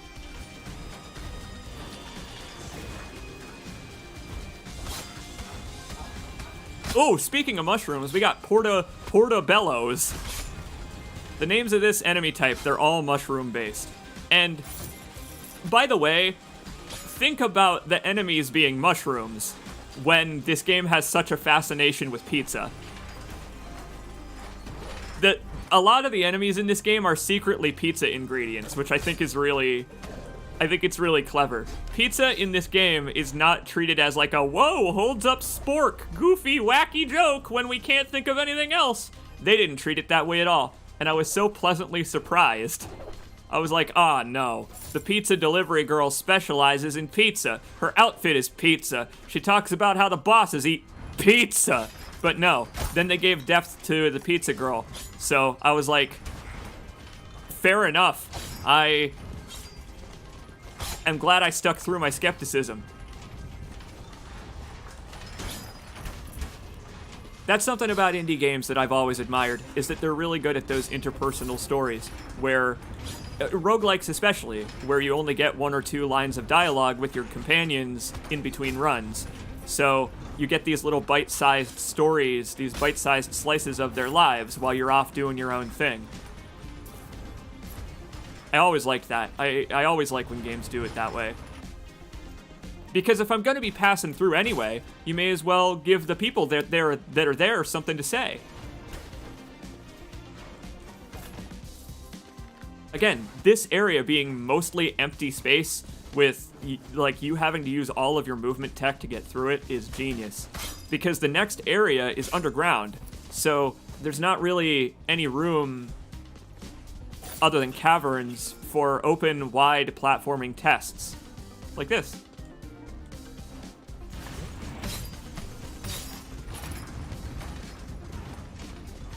Oh man, I'm... It really is a weight off my shoulders just to have you folks here to watch even this fun little test stream, right?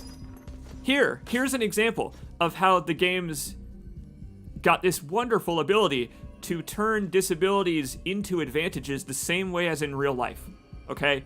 This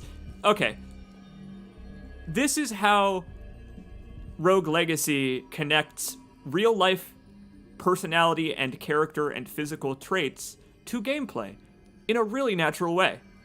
I'm really tall, so I don't need a stepladder to reach the top shelves. My grandma is short, so my grandma has to ask me to reach things for her that are on the top shelf in the kitchen, like way up where we keep the fine silverware and china and stuff, because she doesn't want to stand on a chair. I wouldn't need to do anything here to solve a puzzle if I had the dwarfism trait. If I were short, I would have an advantage over everyone else in the entire game, and I could just walk through that gap without having to solve the puzzle.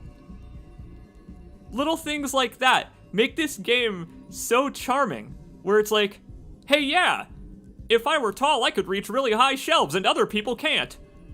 If I were short, I would be able to walk through a small gap and other people couldn't. I like that about Dragon's Dogma. Dragon's Dogma lets you do that if you make your character be really small, or you can pick other characters up if your character is really tall. I love that type of stuff so much. Oh, but I don't remember how to do this otherwise.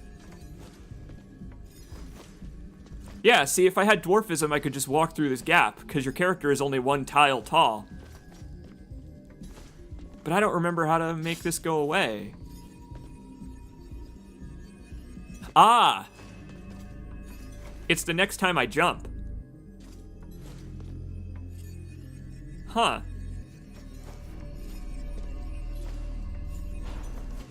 Yeah. I actually don't know how I would do this one otherwise. I would need... Ooh, I could do it with a jester, or a bard rather in this game they're called. I could do it with a bard, because with bard, you can shoot out musical notes and then spin kick them to get in the air without jumping. So I can't do it as this guy, but I could do it as another class that could get vertical without jumping. Cool.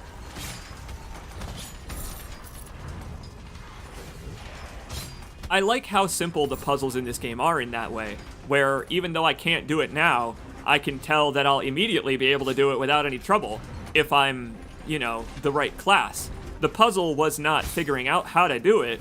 The puzzle was becoming aware that I'm not the right class to do it right now. Like, that was the solution, is come back later. And while that is a simple solution, I feel in this game it's a clever one because I literally will come back later whether I want to or not. Like, I'm gonna come back later. So, yeah, next time that shows up, I'll be ready.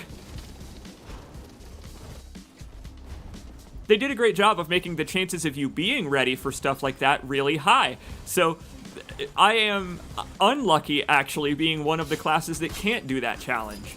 And I love it. It's such a clever approach to roguelike design. Ah.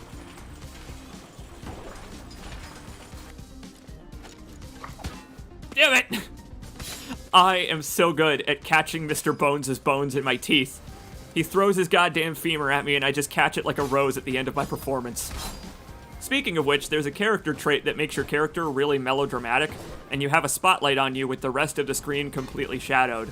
And if you defeat every enemy in a room while you have that trait, you get applause and roses fly in from off screen. It's like streamer mode, in a way. Yes, yes, those spiked balls showing their radius with the smoke trail is excellent. I am... It's so natural of an inclusion.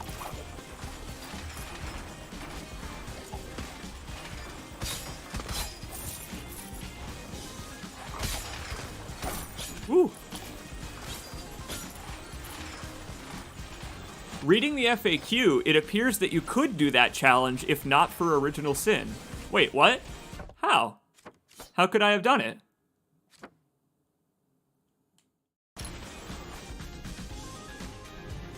What, do you mean I would have needed the will of God to be able to do that? If I wasn't a man, if I were not a man, and did not have Original Sin in my soul, all I needed to do was repent, and then the chest would have opened. Damn it. I should have tried that. I always forget to repent.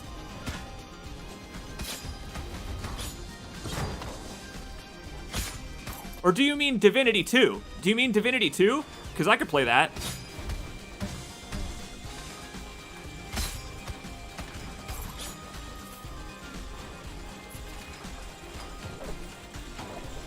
I love the way the music in each of the areas incorporates the game's main theme. The first game did that as well, and I'm really glad that they carried that forward with the new main theme of the game. Oh! Thanks, Spore Burst. Spore Burst is getting me rich.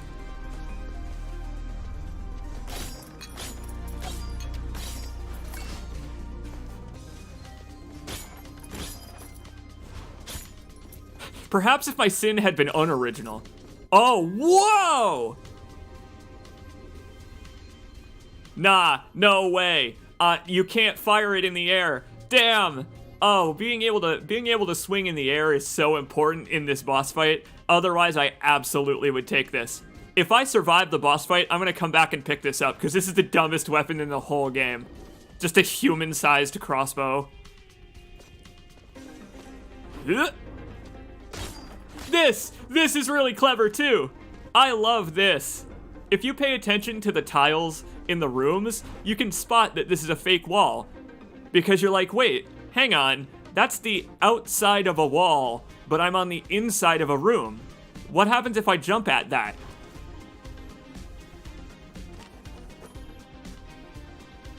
Boy, I'm still picking up the journal entries on you, Rod. Head's fuzzy all day, relieved to finally exit the mines. Oh, these estuaries, just eating each other alive, it's wonderful. I have loved picking up the story of these assholes and how paranoia consumed this place long before darkness and the abyss did. Hey, you see those horrible eyeballs? They don't really imply that he is the eyeballs. I don't know how he's writing these notes, but that collective of eyeballs is him. How does he hold a pencil? I don't have time for such banalities as ceremony. I must reignite the sun so that I can capture it or whatever.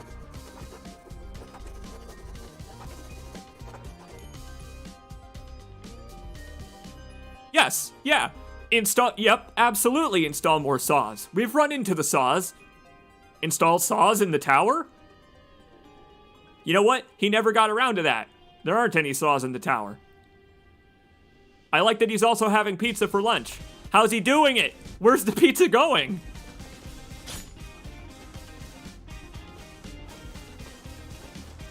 I'm gonna try out the low latency mode. I've noticed with normal latency that we are getting about 20-ish seconds of delay-ish. Well, we have made it. I don't want to, I'm scared in a way. Wow, we actually did the entire castle, pretty much. I missed, I think, one room. No, I missed a couple more than one room. 2, 3. I probably missed a path with a resolve item on it, but we did actually do the entire castle, pretty much. Oh! No, we didn't! Look at that. We left Castle Agartha. We'll go back and do that to restock if I survive this boss fight. Which, you know, that's a big if. I've only fought him twice, and both of those times, it was a chaotic screaming match.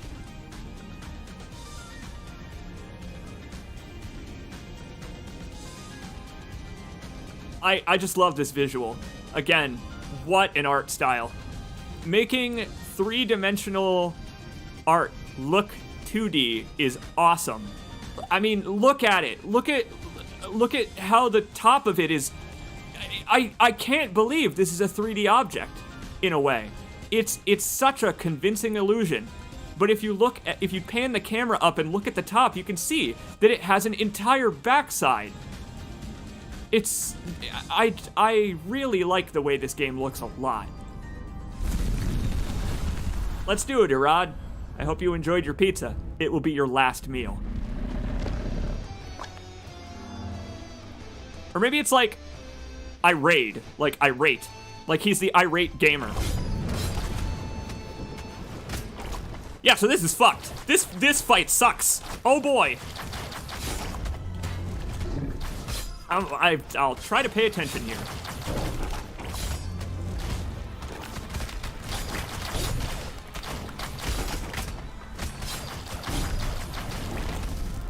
Yeah, no, I'm glad I picked up that spell, because I could just fire it into his eyeballs.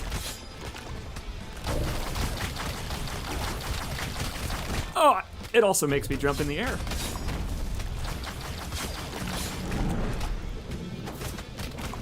Oh boy. Hey, don't worry. Just in case you thought the boss fights in the first game didn't get stressful enough when they transformed at half health, all the bosses in this game also do that. Just go! Just swing at him! DPS race him! Yeah, so this fight is insane. This fight is nuts.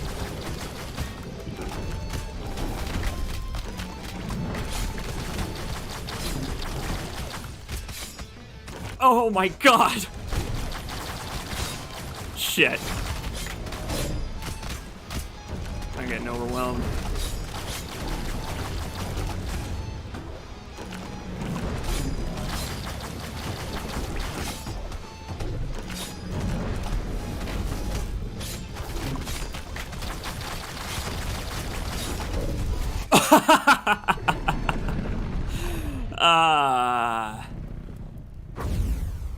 I'll take that victory.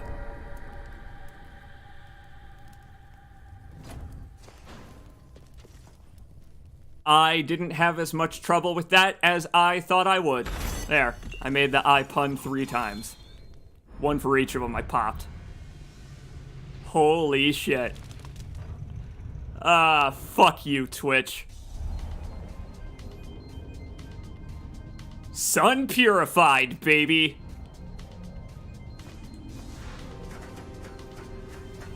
Hey, thanks for having faith. I appreciate you folks having faith in me. And I can't believe it. We're still alive. Hey, buddy. Hey, did you see that? We cleared the entire castle. You should be proud of me. Or maybe it just made him more depressed. I just imagine that this guy speaks in a crestfallen warrior voice. This guy is so depressed, even compared to the crestfallen warrior, that like he could barely he doesn't even want to stand up. He just sits on that bedroll everywhere he goes. He hops on the bedroll like it's a pogo stick. Hey, you're welcome, buddy. I'm glad all of the chaos around here has brought some good. It took thousands of years, hundreds of generations, but the sun has risen again over the castle, which means that the poison lake will be less poisonous now, I hope. Third mission wants to see the ballista. Let's do it. So, the handheld ballista is the upgraded archer weapon. At a certain point, you gain the ability to upgrade your character classes when you roll one, and this is the upgraded archer.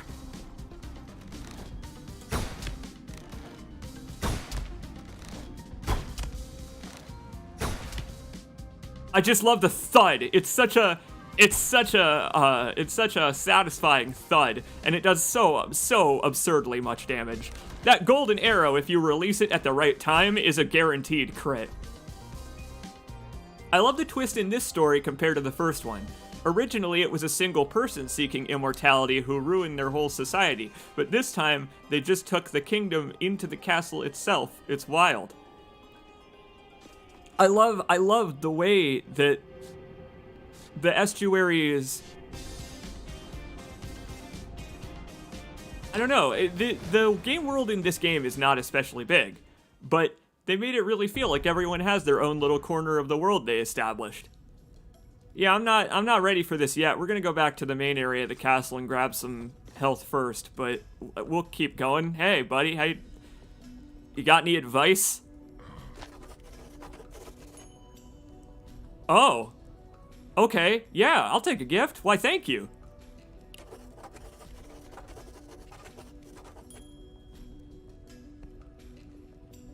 Yes, this was the advice I was given. This was why I needed to do that. I mean, I guess I didn't need to do that. Maybe I could have come through this area at any time, but I haven't figured out a way to get in here early.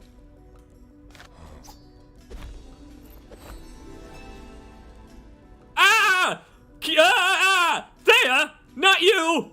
Anyone but you! You can take that back! I don't want it! Do you have a Selene lantern instead? How about a Helios lantern? I'll take a Helios lantern. Okay. Thanks.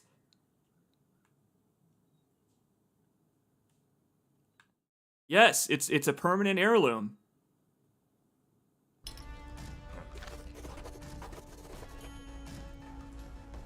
Yes, I have read about this flood from some of the other lore notes.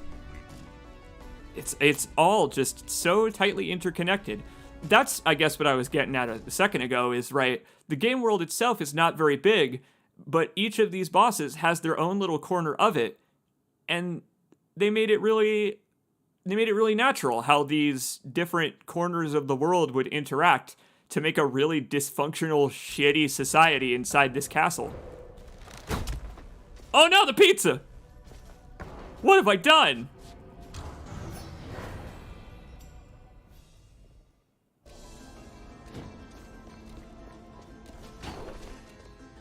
I will say that plumbing an infinite castle for infinite resources it's theoretically a good idea.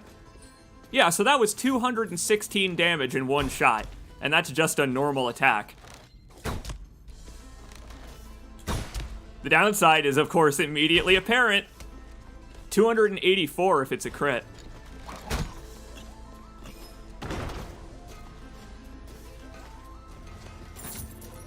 I like that the pizza girl, there's a reason to unlock her shortcuts just beyond hanging out with her, and also being able to teleport to areas of the castle right from the beginning of a new run. It makes pizza drop as a healing item sometimes in areas that you've opened a shortcut for, I think.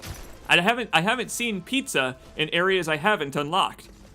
Of course, now I've unlocked them all, so we're gonna be seeing pizza everywhere.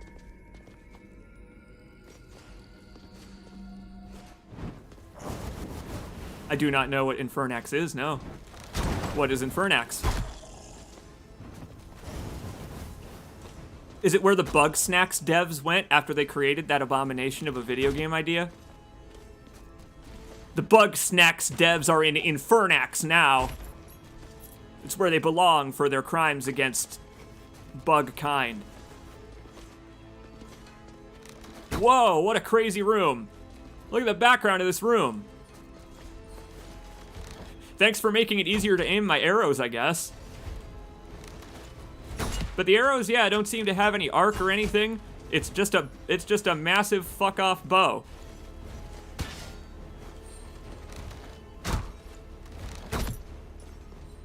Technically, this is what I've been doing all along, isn't it? I'm technically still a Ronin. Man, I beat that boss with like an 80% gold bonus too. Hell yeah. That always feels good to do in this game, is when you beat a character, when you beat a boss as a character with a debilitation. You know, a trait or a disability. Oh, this is where it gets tricky.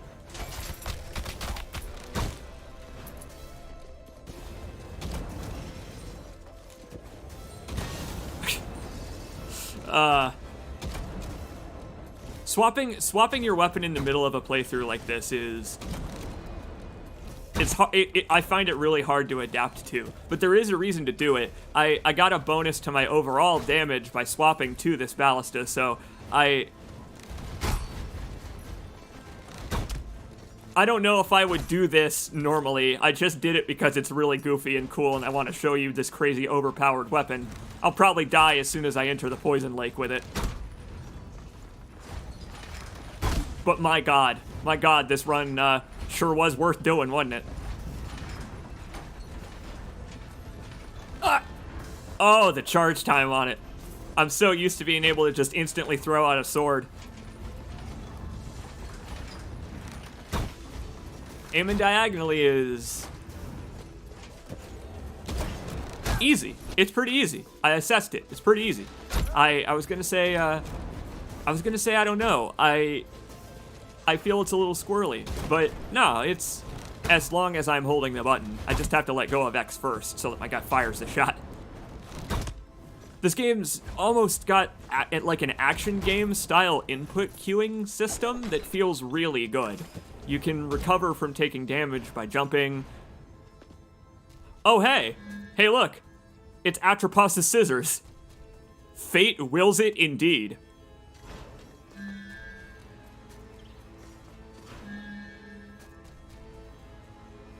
No thanks. I'll leave Atropos behind. Ha. Speaking of which, hey, I get to stream Returnal on my YouTube channel. Wonderful. I'm so looking forward to streaming that Returnal DLC expansion. That expansion was so good. It adds so much to the story. All right. I guess let's do it. This is completely sight unseen. We're actually experiencing new blind content. Wait, is that pizza? Everything looks like pizza to me nowadays.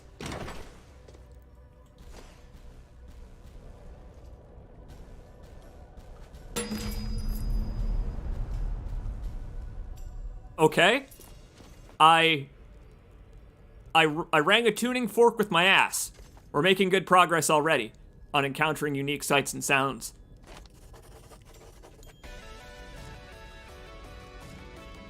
Cool guitar stinger. Attenuation forks and auditory mapping through the acoustic properties of the Pishin Dry Lake. Please don't pish in the lake. The lake is already poisoned. You don't need to pish in it. Uh-huh.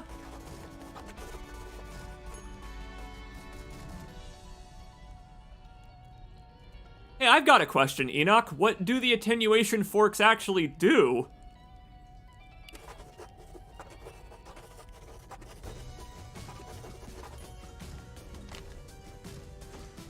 I'm gonna hope that there are tuning forks in every room.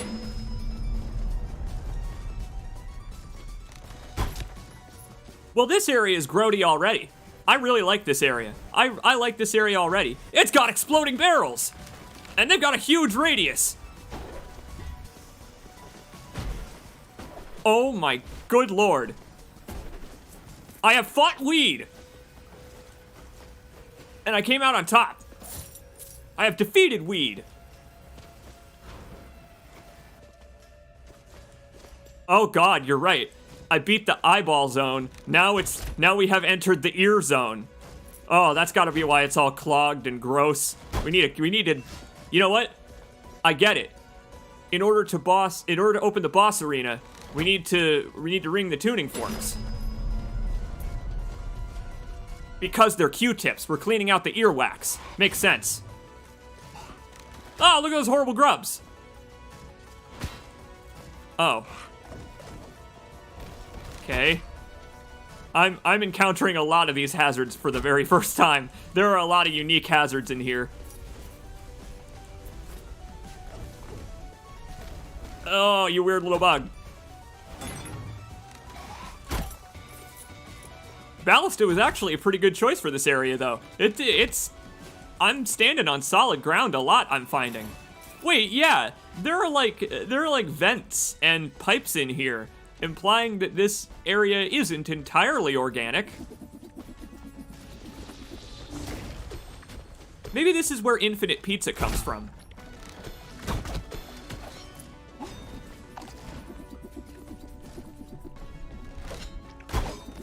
I've overcome the reefer madness. Well, no, I have to defeat the boss, because this is a lake. So, I have to defeat the boss in order to access the reef, I assume. You know, it is just like Returnal in that way. We are going underwater. Creates a flying pirate ship that you can freely move around. What?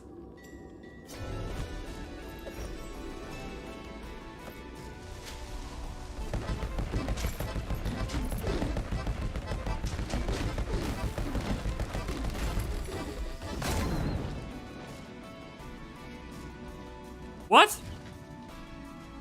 Okay. So I haven't gotten a chance to play as a pirate class yet. I'm gonna guess that that's what the pirate class specializes in. You know what? No, that seemed a little bit more like a boxer thing, actually. Oh boy, these saw blades are gonna cause me trouble. See, the ballast is cool though because the shots fly straight. So I could just shoot all the way across the area and kill that enemy even though it's off screen. It's just that that's way less satisfying.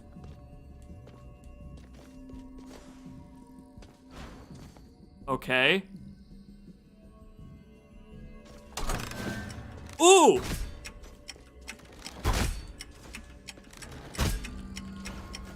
Go, go, go! Yeah! Sometimes you just get lucky. Who needs spin kicking? Not me. Oh wow. I didn't read that out loud, but that rune allows me to dash more than once in the air. That's insane. That is utterly ridiculous. How useful that is. That is such a great rune. I love it. This has turned into like a real playthrough of this game now. Oh, I'm having so much fun. These are the types of games that I like to play when I'm not streaming. When I stream games that are, you know, long, story-based, multiple-part things, I don't really play those on my own. I like games like this that are bite-sized. Games, not necessarily RPG style, because I don't play direct RPGs very much, but, man, I love seeing bite-sized game design like this. I always used to love games like WarioWare growing up, because you could pick them up, put them down, and experience a new variety of stuff, even if it was the same stuff in a different order or configuration. You know, on the bus, riding the bus to school, I would play WarioWare and I would have fun, because even though I'd played the game a whole hell of a lot, because it was Game Boy era and I was a kid, it didn't matter. The configuration of stuff I was presented with was always different. It was always a different order, always a different splinter version of the same mini games or whatever. Huh. Hey, I got some resolve back.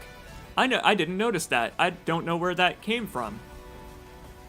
This is a relic that I haven't picked up yet. I'm not brave enough. I'm not brave enough to experiment right now. I'll stick with the ballista I know. Oh, these soul shooting things are gonna be so frustrating. Oh my god. They have replaced those arrow shooters that you could bounce off of with ones that shoot seeking enemies at you. It's like a mushroom jellyfish.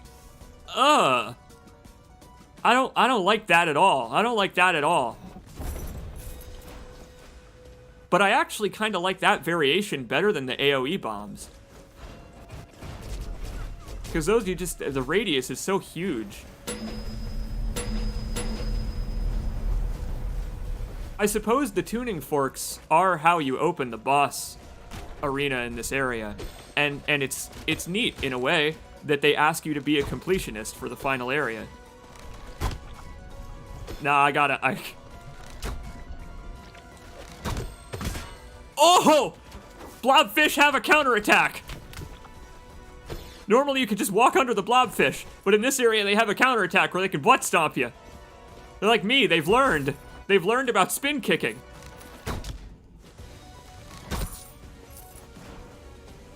But yeah, it's cool how the final area asks you to finish it, basically. Because usually, there are no landmarks that you need to find. Per playthrough, I mean. Oh boy. These zombie guys remind me of the cartoon doodle of Carl Pilkington. They've got a head like a fucking orange. An out-of-season orange. An unripe orange. Oh! Not a fan of these dudes. Not a fan of these dudes. That's the thing, I'm not learning the names of any of these new enemies because I'm killing them in one hit with the ballista. Oh, my health's getting kind of low again.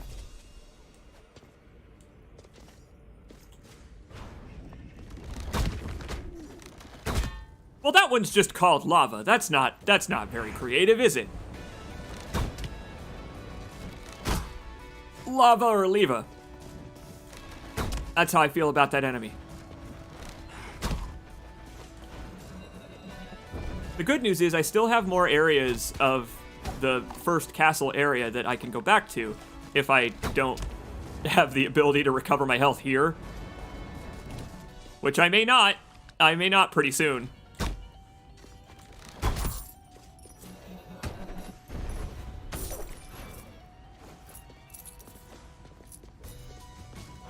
I haven't had any hitching or stuttering yet when it comes to the actual streaming itself.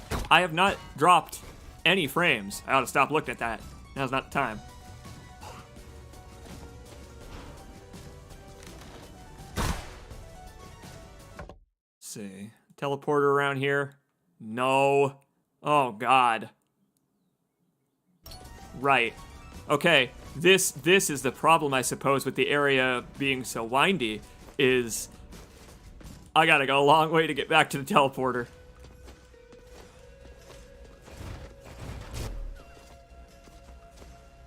Oh, shit. I love the way even picking up a new weapon can change your capabilities in combat completely. Like, I can't kill enemies who are floating above pits and stuff now because I can't stand underneath them to fire a bow at them.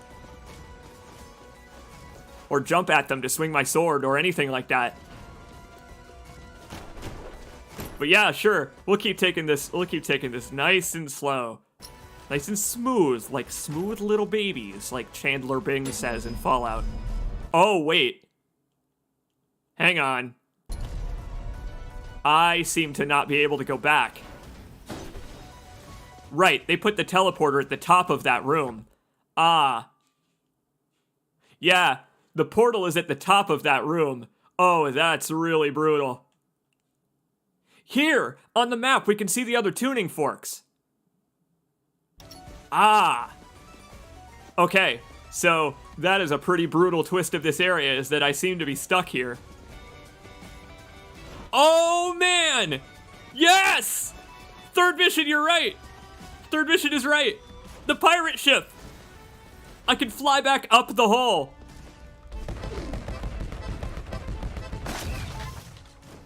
Oh, God damn it. Never mind, the game's too smart for me. Ah, well. I bet if I could get to that screen transition, I could get to that screen transition and then hit the pirate ship. If I had one more jump or some other way to get vertical, I bet that would absolutely work. They wouldn't care if I did that, because there are certain areas. In fact, the very first room of the castle is one of those, where if you have enough jumps to get back outside, you can, and there's stuff out there. Oh, we may not make it much further.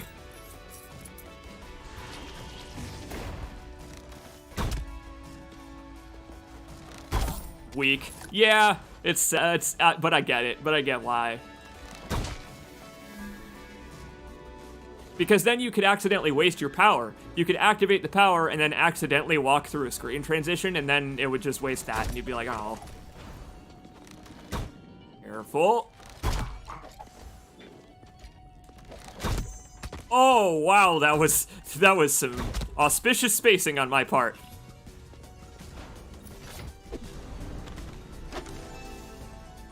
Warden Helm +1. It always feels like a booby prize whenever I get a plus upgraded version of a piece of equipment. You have to unlock the +1 runes and +1 equipment upgrades to be able to upgrade certain skills, and so everyone will. Oh boy, this is a dead end. Uh-oh. Hang on, finish that thought in a second. Everybody will have that happen eventually, where they'll be like, oh, new equipment. Oh man, it's +1 equipment of something I already have. That's just a factor of this. Wow, those tuning forks are gonna be so annoying to reach.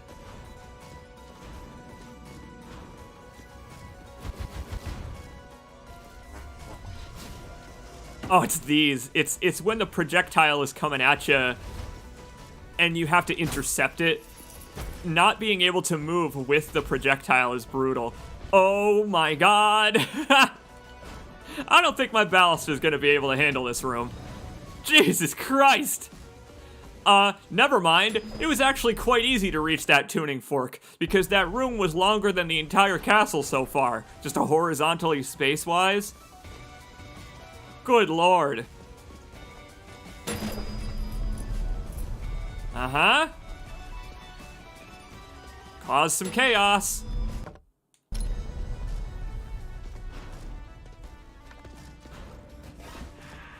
Oh, crap. Ooh! Okay, good. We can kill those in one hit. They teleport, which is why I'm scared of them. Oh, it seems to be mostly chest rooms down here. I'm praying for a room with the apple roots. Oh boy. Please. Maybe they're tomatoes. I'll pretend that it's all you know what? Sticking with the pizza ingredient theme, I'm gonna pretend that those are tomatoes that I pick up to refill my health. Not the chicken legs. The chicken legs aren't what I'm talking about. What do you think? Directly right to get to that fork over there? We've got a real fork in the road to deal with now. Fuck that.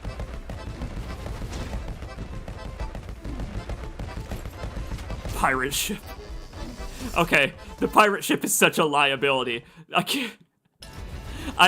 It's the music that. It's the music that gets me about the pirate ship, where I can't focus on anything else. Oh! I stubbed my toe. I stubbed my toe on a mysterious force. But this is one of the more fun parts of finishing a run of Rogue Legacy 2.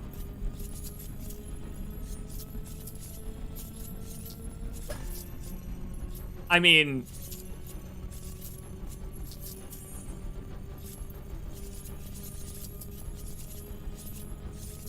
Aw, hell. Liquidy Poo has given me advice that I should have probably heeded, but I didn't see his chat message. Liquidy Poo says, try aiming the ballista with the analog stick. Can you free aim the ballista with the analog stick, or is it just still diagonals?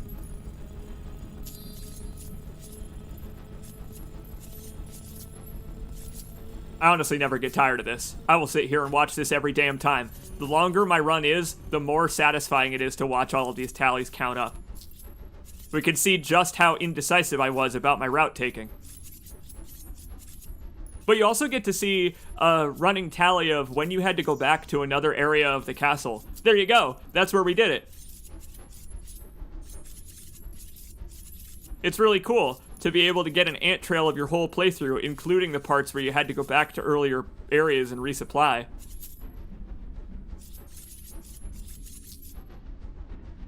Oh, he didn't know for sure. Okay, I'll try it next time, because you can't with the normal warbow. The normal warbow, the little one with the archer class, you can only aim in 8 directions. And there you have it. That is a full run of the castle, basically. All we had to do was reach those other tuning forks, and then we could have fought the final boss for the first time. I just didn't know that you could leave this, you can't leave this area once you come into it. Lesson learned. Make sure you prepare. But the thing is, based on the road we've traveled, I think we did. We prepared appropriately. That was fun. That was really fun. What a fun run.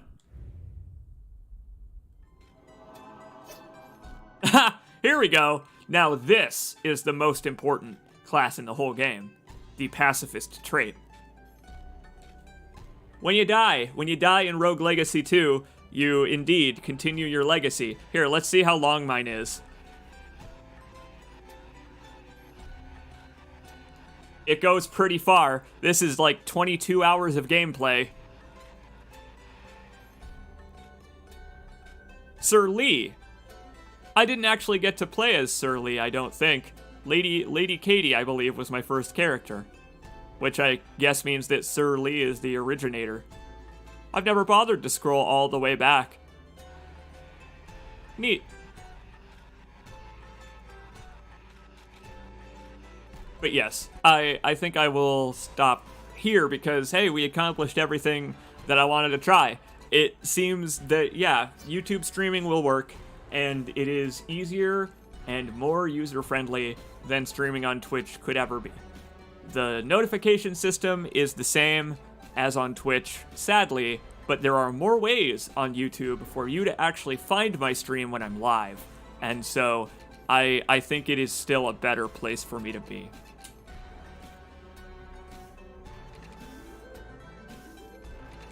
What a fun test. What a fun streaming test.